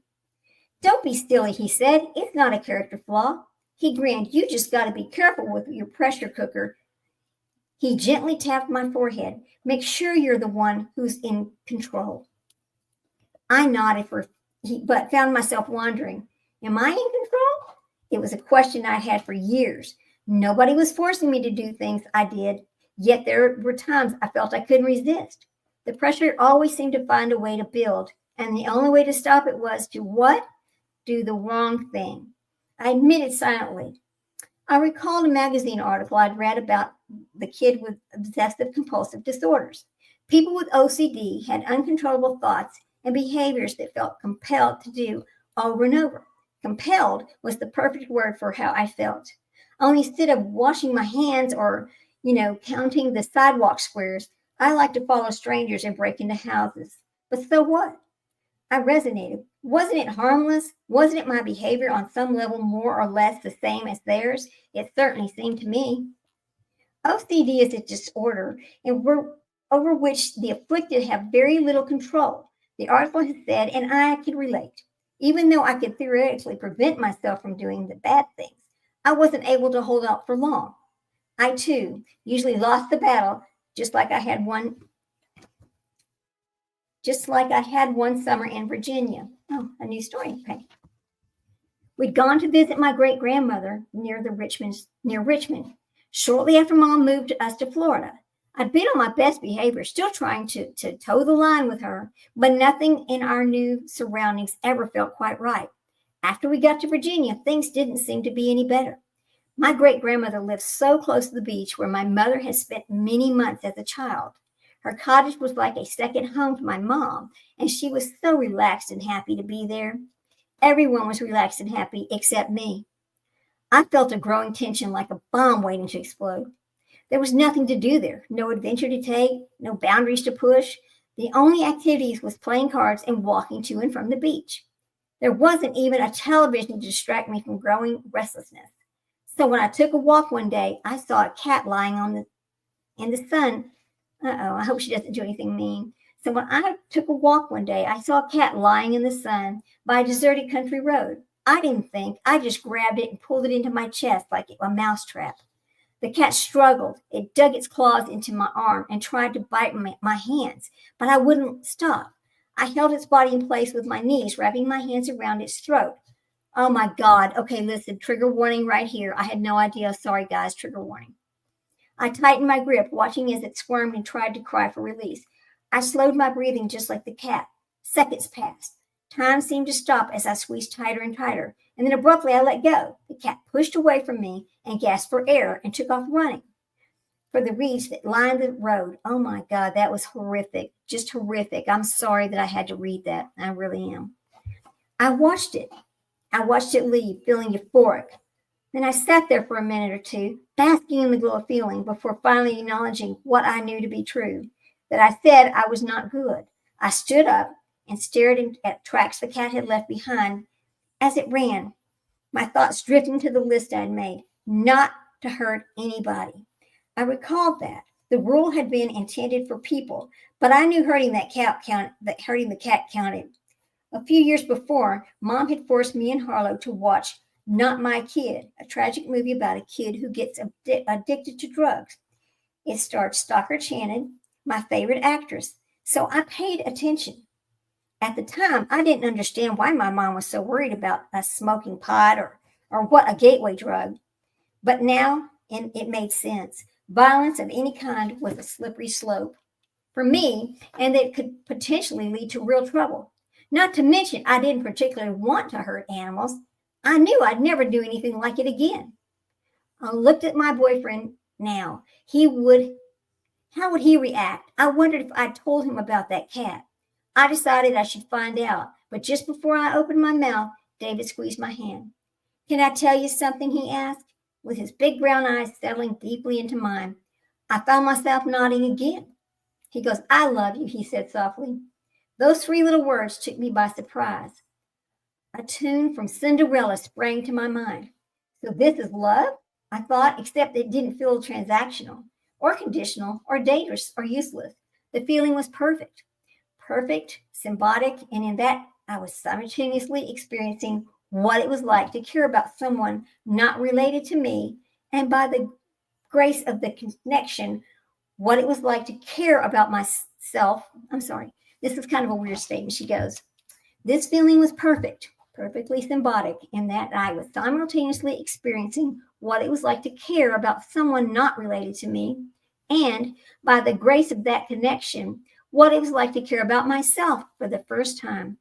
I love you too, I heard myself saying, and I meant it. I did love him. David, a bastion of kindness and responsibility, was the perfect guy for me. He was the living embodiment of the conscience I imagined I was lacking. Better yet, he represented what I now realized I always wanted, a partnership with someone who accepted the person I was and encouraged me to be myself. Understanding, acceptance, safety, and honesty, I'd long yearned for these things, and now I had them. David filled in all my blanks. He never gave me that look, or after a while, I realized there was no pressure when we were together. I loved him more than I thought I was capable. The fact that he made me feel like I too could be, worthy of love was really just a bonus. I asked him a potent mixture of the Trident and tobacco filled my mouth. She goes, no, I didn't ask. She goes, I kissed him, and the potent mixture of Trident and tobacco filled my mouth. As it struck me that I didn't need a blueprint or darkness or the basement or anything else. In David's arms, the only thing I felt was compelled to do so. In David's arms, the only thing I felt compelled to do was to stay there. And so I did. For the rest of the summer, I flourished in the shared experiences of our relationship and friendship. For the first time in my life, I didn't feel consistently devoid of emotion. Quite the contrary, I felt love. Without even knowing it, David taught me how to adapt to things like communication and affection concepts, and imagine things came easily to most people, but not for me. David was very patient with me, just learning with my learning curve. Though he was several years older than me, he never once appeared to perceive it as if any sort of impediment. He seemed to be like being my boyfriend, or so I thought. On the last day of camp, I made my way into the kitchen. I stashed the blueprints. I swiped them from the director's office underneath the china cabinet. As I pulled them out from their hiding place, I grinned, remembering the first time I'd seen them. You're going to put this "You're going to put those back?" David called out unexpectedly from the doorway. I smiled. "Yes," I replied dutifully. "I was going on my way out. I was going to put them back." He nodded and asked, "Is your mom almost here?" I shrugged and rolled my eyes. He had offered to drive me home, but Arch again, my mom wouldn't allow it. She said no. "You are a 14 years old girl," she said, when I called to ask, he's what? Almost 18? Absolutely not. I was so disappointed. We spent nearly every day of the summer together. We were a measly car ride, but David understood, and ever the gentleman insisted on sticking around while I waited for her. "Yeah, she'll be here soon," I said. He looked down the floor, and I could tell he was sad. "Hey," I said, "what's up with you?" "Well, what do you think?" he replied a little too sharply. "I'm going to miss you."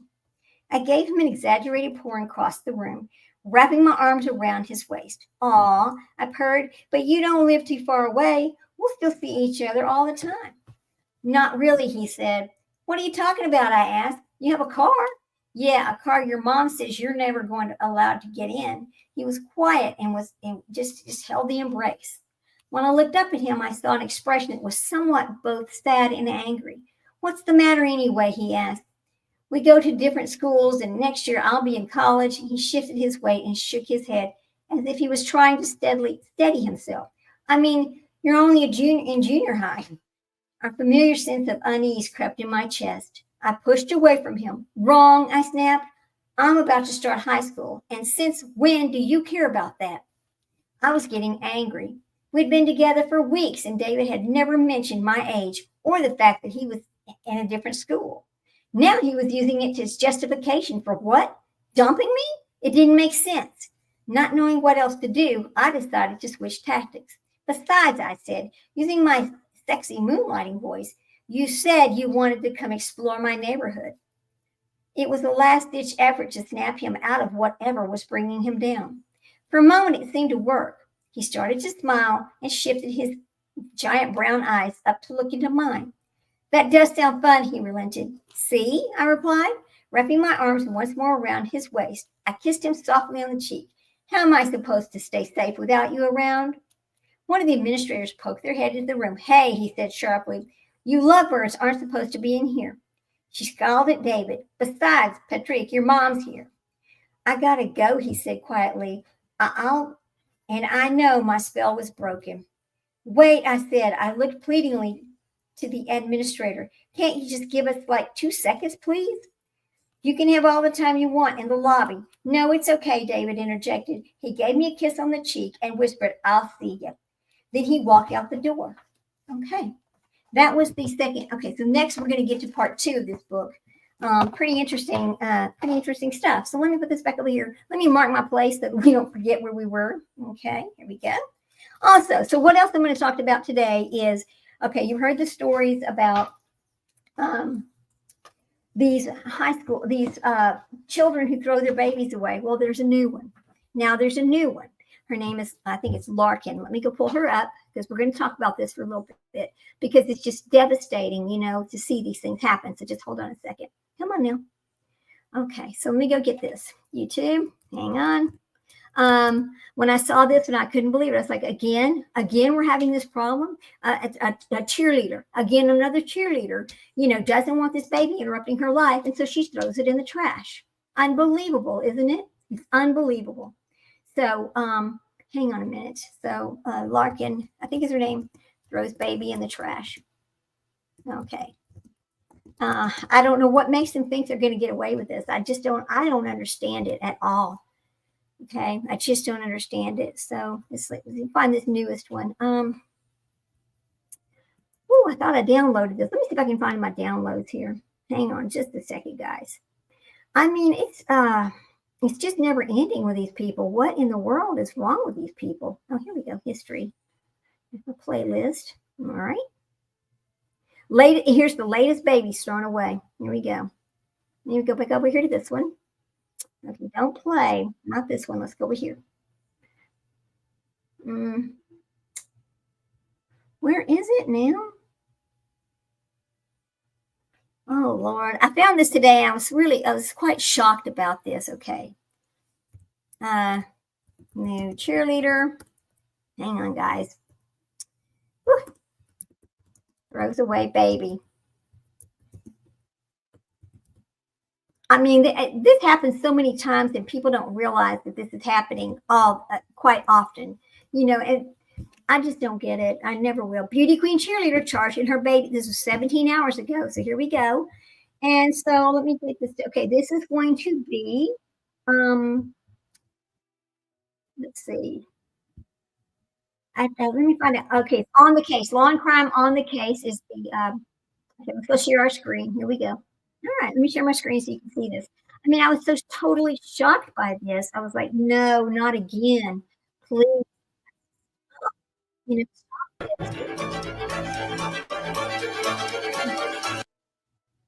All right. I'm innocent of what I'm charged with, yes, sir. I'm not an innocent man, but I'm not guilty of what they're charged with. That's not the right one. A college cheerleader and beauty queen arrested in a shop. I hope you can hear it. Okay, here we go. Now, is it playing? I think so. Here we go. Shocking case. Her baby found dead inside her home in Kentucky. Lakin Snelling seemed to be a ray of positivity on social media, but now she's facing charges related to dark allegations. What she has reportedly admitted to police in this disturbing story. We're on the case presented by Law and Crime. I'm Chris Stewart.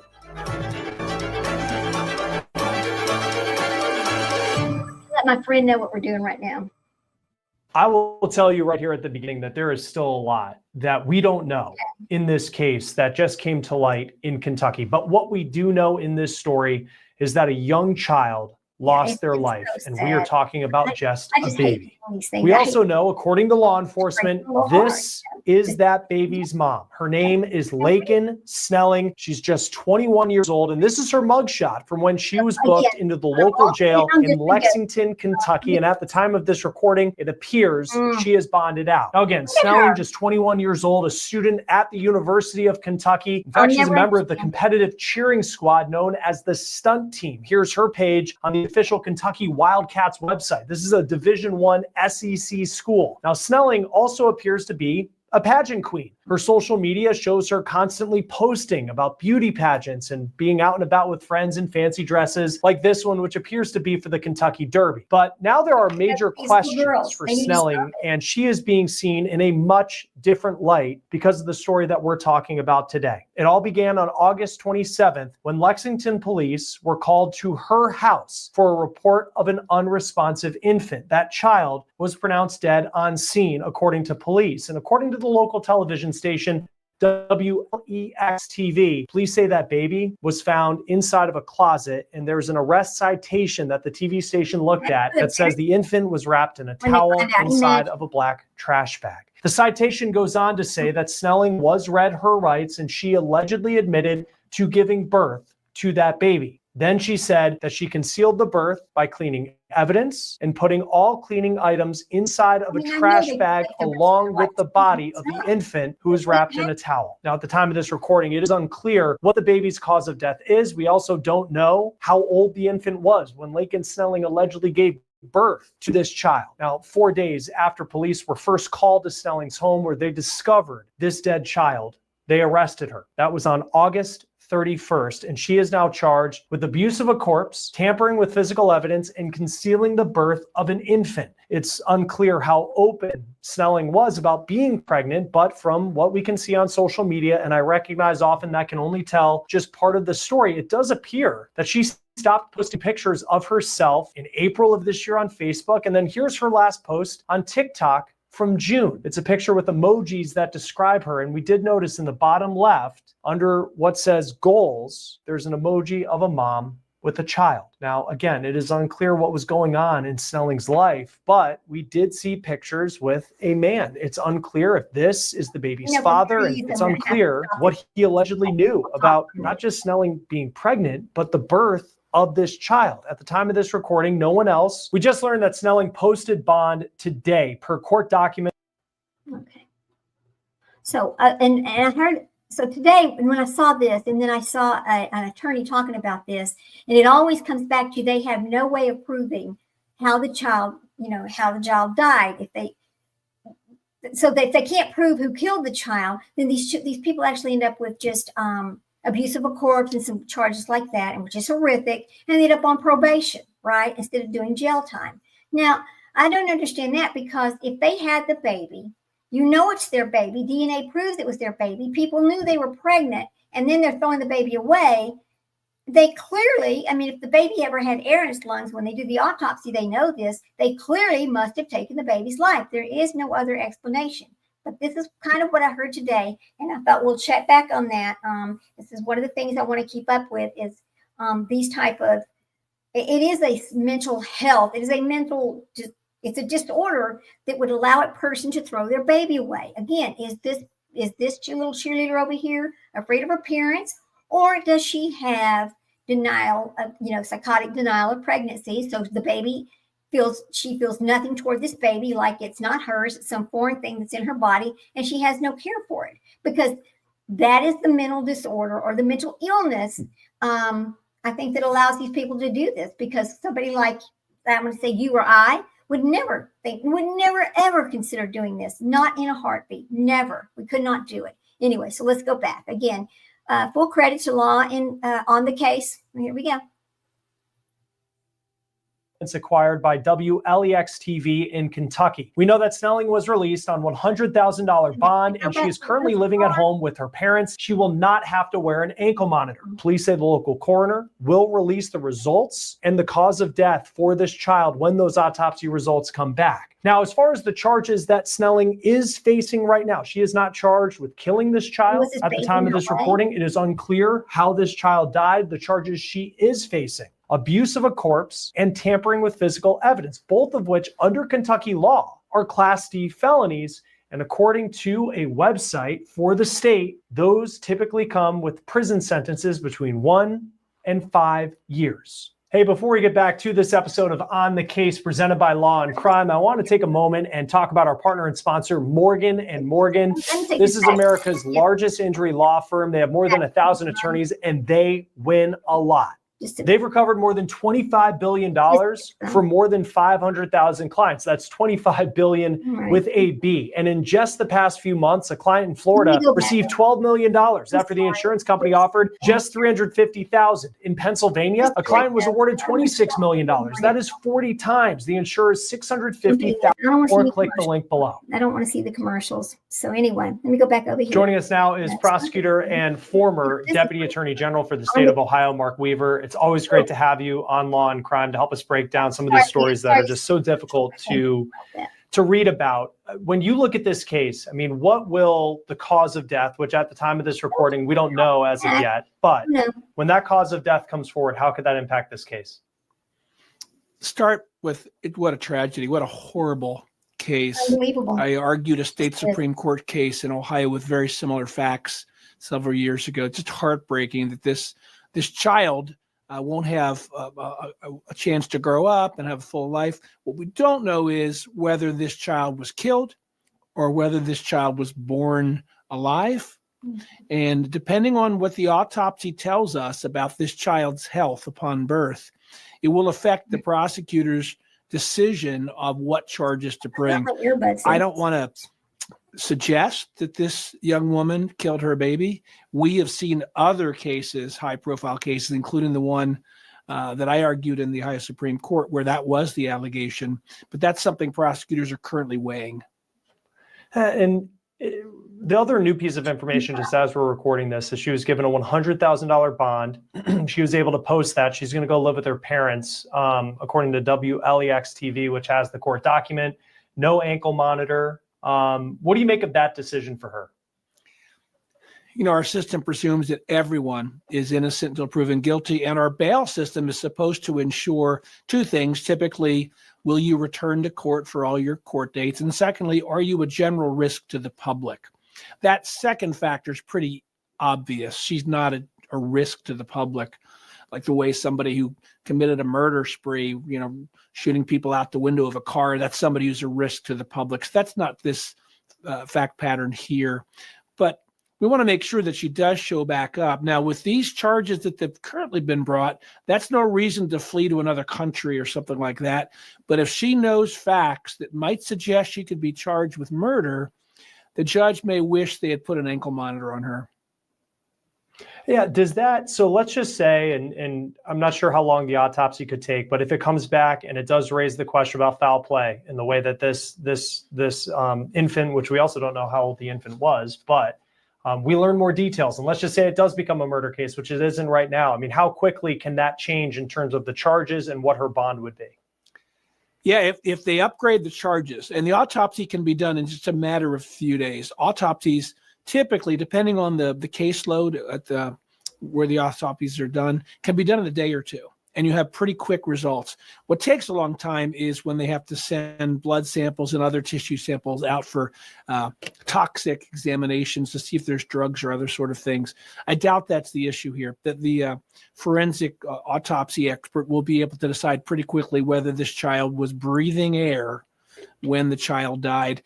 If this is a case where this young woman either didn't give the right care to the baby, because Kentucky does have the Born Alive Act passed in 2021, which requires both medical providers and parents to give the right sustenance to a baby that's been born, or if they decide that the baby was breathing air and then something stopped that air from being breathed, that would be a very serious charge.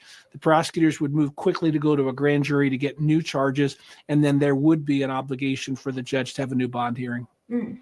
There's another charge she's facing, the concealing the birth of an infant. And, you know, clearly if this was a case that she had the child at home, like with what she's accused of to this point of covering up, you know, the cleanup of it and all of that. Like, I get that. But from like the law standpoint, what is the difference between someone who just is very private, they wanted to have a home birth, and then something that goes to the point where it's illegal, where you concealed the birth of an infant?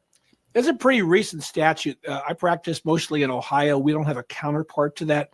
But just by reading the news and following criminal cases, it's become more and more common, or at least it's more covered, that young women who didn't intend to be pregnant and don't want people to know that they're pregnant conceal that pregnancy and then the birth.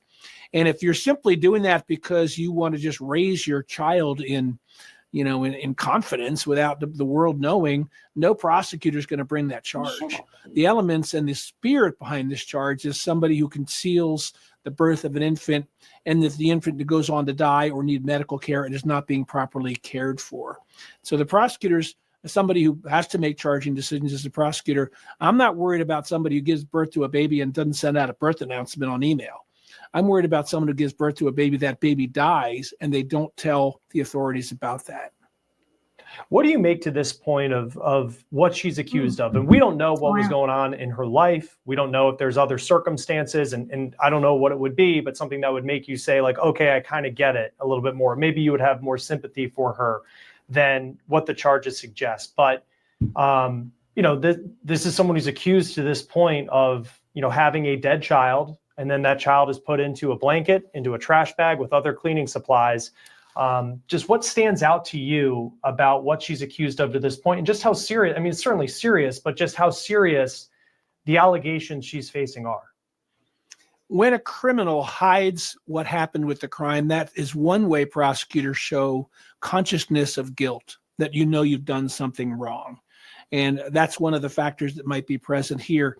Now, I've reviewed some of the social media about this case, and there are many prosecutors in the court of social media who are trying to bring their own indictments.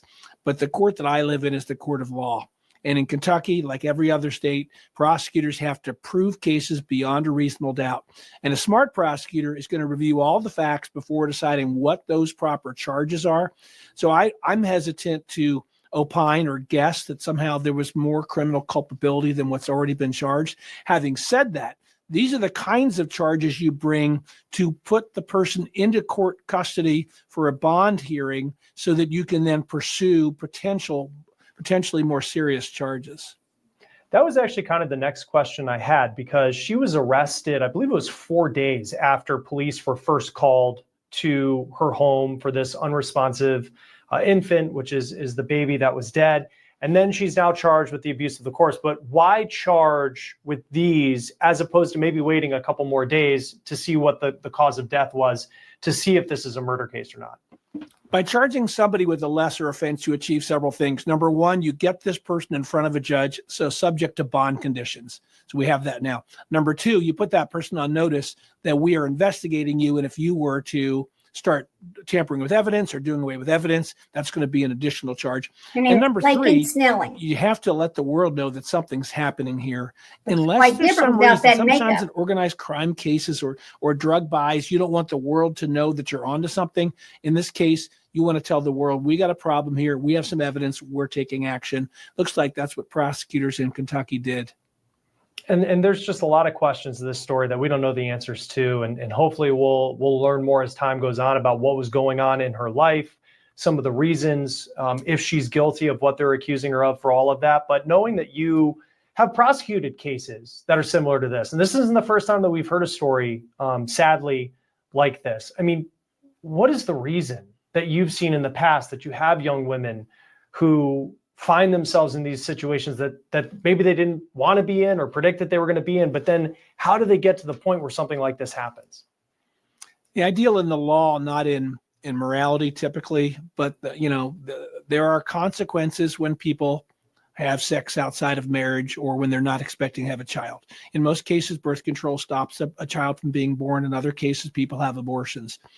In this case, this young woman we're waiting on evidence, may have made a decision that she simply didn't want to be a mother, that she's too young, she has her whole life ahead of her, but there's another person involved. And that's something that prosecutors and all of us have to remember, that when a woman's pregnant, now there's another person, another life involved, and that's something all of us should take very seriously. And what options typically are there? Because I've been seeing that on social media as well today, where there's places, like a firehouse in some states where you can, if you have a child and it's not, you're just for whatever reason, no judgment, you can leave the baby and then firefighters can find something for them. I mean, typically, what are the options that are out there that someone can have if they're in a situation like allegedly this woman was in Kentucky? Yeah, Kentucky has that law and many states do. And it's a wonderful option for young women who find themselves pregnant and don't want to be a mother. There are so many couples who would love to adopt a baby. So that sometimes when I speak to young people in groups, I'll remind them of this option, that if they know somebody who's pregnant and doesn't want to be pregnant, rather than have an abortion or rather than worry about what adoption looks like, you can take that child to a safe place, typically a hospital or fire station, and people will immediately care for that child. That was an option in Kentucky, and one of the protections the law brings is if you do that, you are not going to be charged for abandonment or endangerment of child, as long as you're leaving a healthy child. You stop it? All right. Now, I'm going to go back and read something that I found about this, so hang on just a second. All right. Now, she's in college. Now, it's my understanding that she hid this baby in a closet for a few days. Now, first off, did the roommates all know she's pregnant? There's so many questions, unanswered questions. And this was just updated 2 hours ago from Channel 7, okay? A university cheerleader was arrested and charged in connection to the death of her newborn. University of Kentucky athlete Laken Snelling was charged with abuse of a corpse, tampering with physical evidence, and concealing the birth of an infant, according to police. She's pled not guilty in the Fayette District County on Tuesday. According to an arrest citation, officers were called to her home last Wednesday after a dead newborn was found in the closet. The citation says the infant was found wrapped in a towel inside of a black trash bag. Once again, another black trash bag, right? I wonder if she's like Treviso there and just carried them around in her purse as well, so that when this happened, she knew she could get rid of it like that, right? The 21-year-old allegedly admitted to giving birth and concealing the birth, according to the Lexington police. She posted a $100,000 bond, and she was ordered to remain on house arrest at her parents' home in Tennessee. The UK Athletics confirms Snelling is a senior and a member of the university's stunt team. Oh, you have to wonder, did she continue to cheer and do stunts and things like that while she was pregnant? That's I want to know. Okay, let's see what this other one says right here. And this is, hang on. And this one is from Knox News. This 21-year-old University of Kentucky student, she was arrested on August 20. Okay, student was arrested August 27th after police officers found a dead newborn inside her home, according to the police department. She is an East Tennessee native, and she faces charges of abuse of a corpse, tampering with physical evidence, and concealing the birth of an infant. She was booked into the county jail, and she has a $100,000 bond. Snelling, she pled not guilty, and when she was in court on September the 2nd. Court records show that Snelling must remain on house arrest. Here's what we do know. This is what I wanted to get to. The University of Kentucky senior from White Pine, Tennessee, according to the UK Athletics, she graduated from Jefferson County High School. White Pine is about 40 miles east of Knoxville. On the morning of August the 27th, Lexington police officers said they found an unresponsive infant wrapped in a towel and a trash bag at Snelling's home. Officers pronounced the baby dead at the scene, according to the police. Police say Snelling admitted to concealing this birth by cleaning evidence and wrapping up the newborn, according to the report. The Fayette County Coroner's Office has not yet released the infant's cause of death. The stunt team is in competitive sport at the University of Kentucky and other universities across the country. Athletes focus on the technical components of cheer, according to the stunts they're doing. Athletes on the stunt team do partner stunts and pyramids and basket tosses, group jumps, and tumbling. How do you do that pregnant? Think about that, y'all. She was pregnant. Was she doing all this? And look, where's the father of this baby? And how come the father of these babies are never in, you never see them having to get in trouble? I mean, why didn't they go say anything? They knew they were the father. Did he just say, hey, where's the baby one day? I don't understand. There's so many questions not answered, just so many. So, let's see what this Facebook says here. It says she's charged with concealing. Anything else? Lots of comments here. The usual suspects, it says. Let's go. Let's see. College student and an adult, what was she thinking? There are so many organizations and people that would have helped her. That's correct. Here we go. Why was this baby deceased? Did she kill it? Was it stillborn? I don't know any details. If the baby was stillborn and it messed with her head, then I could see this seeming to be the way to go. I can't see that, but apparently this person on Facebook says they can. She goes, postpartum and trauma can mess with someone in a way that you can't imagine. However, if she murdered that baby, she needs to be dealt with in a similar manner. This is just a sad situation. Another comment says, this reminds me of a similar case from 2007 when Bella Marine student gave birth in her dorm and tried to conceal the birth in the same manner. Here's another comment. Just, there are ways that she could have had this baby, take it to the hospital or fire department. They don't ask questions. The baby could have had a good life. What in the world was she thinking? Exactly. What was she thinking? It'll be interesting to know what the coroner's office has to say about how this baby passed away. I know that no matter how it passed away or if it was stillborn or whatever, I mean, she was still cheering and doing all these things. We don't know. But I mean, I would just like to know what happened to this baby. It's just the saddest. It's just sad. And you just get so tired of seeing these things.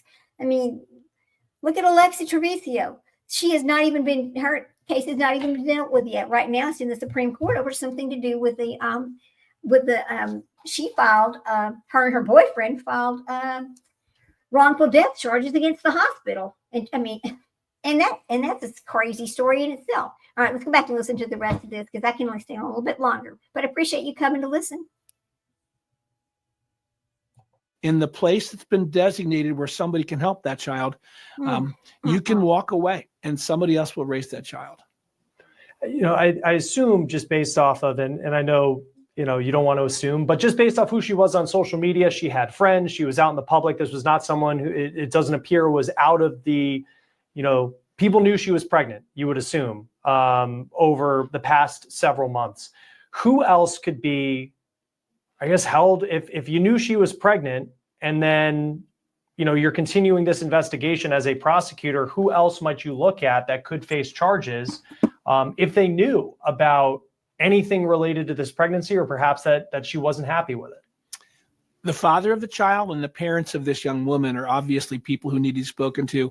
I went to grad school and law school in the state of Delaware, and I remember a case, it's probably been 20 years, where a couple went to a hotel room not far from where I lived when I was in Newark, Delaware, that gave birth and then immediately put the baby into a dumpster where the baby died. And in that case, prosecutors sought the death penalty against both the young man and the young woman. They eventually pled it out to other charges, but it shows you how serious it can be under the right facts. We don't have those facts yet. We shouldn't leap to a conclusion, but it's a serious thing. If I'm leading the investigation, I want to find out who the father is, what he knew, what his parents knew, and what the parents of this young woman knew. And if the news coverage shows these people starting to lawyer up and not talking to the police, that's another indication that something's amiss here.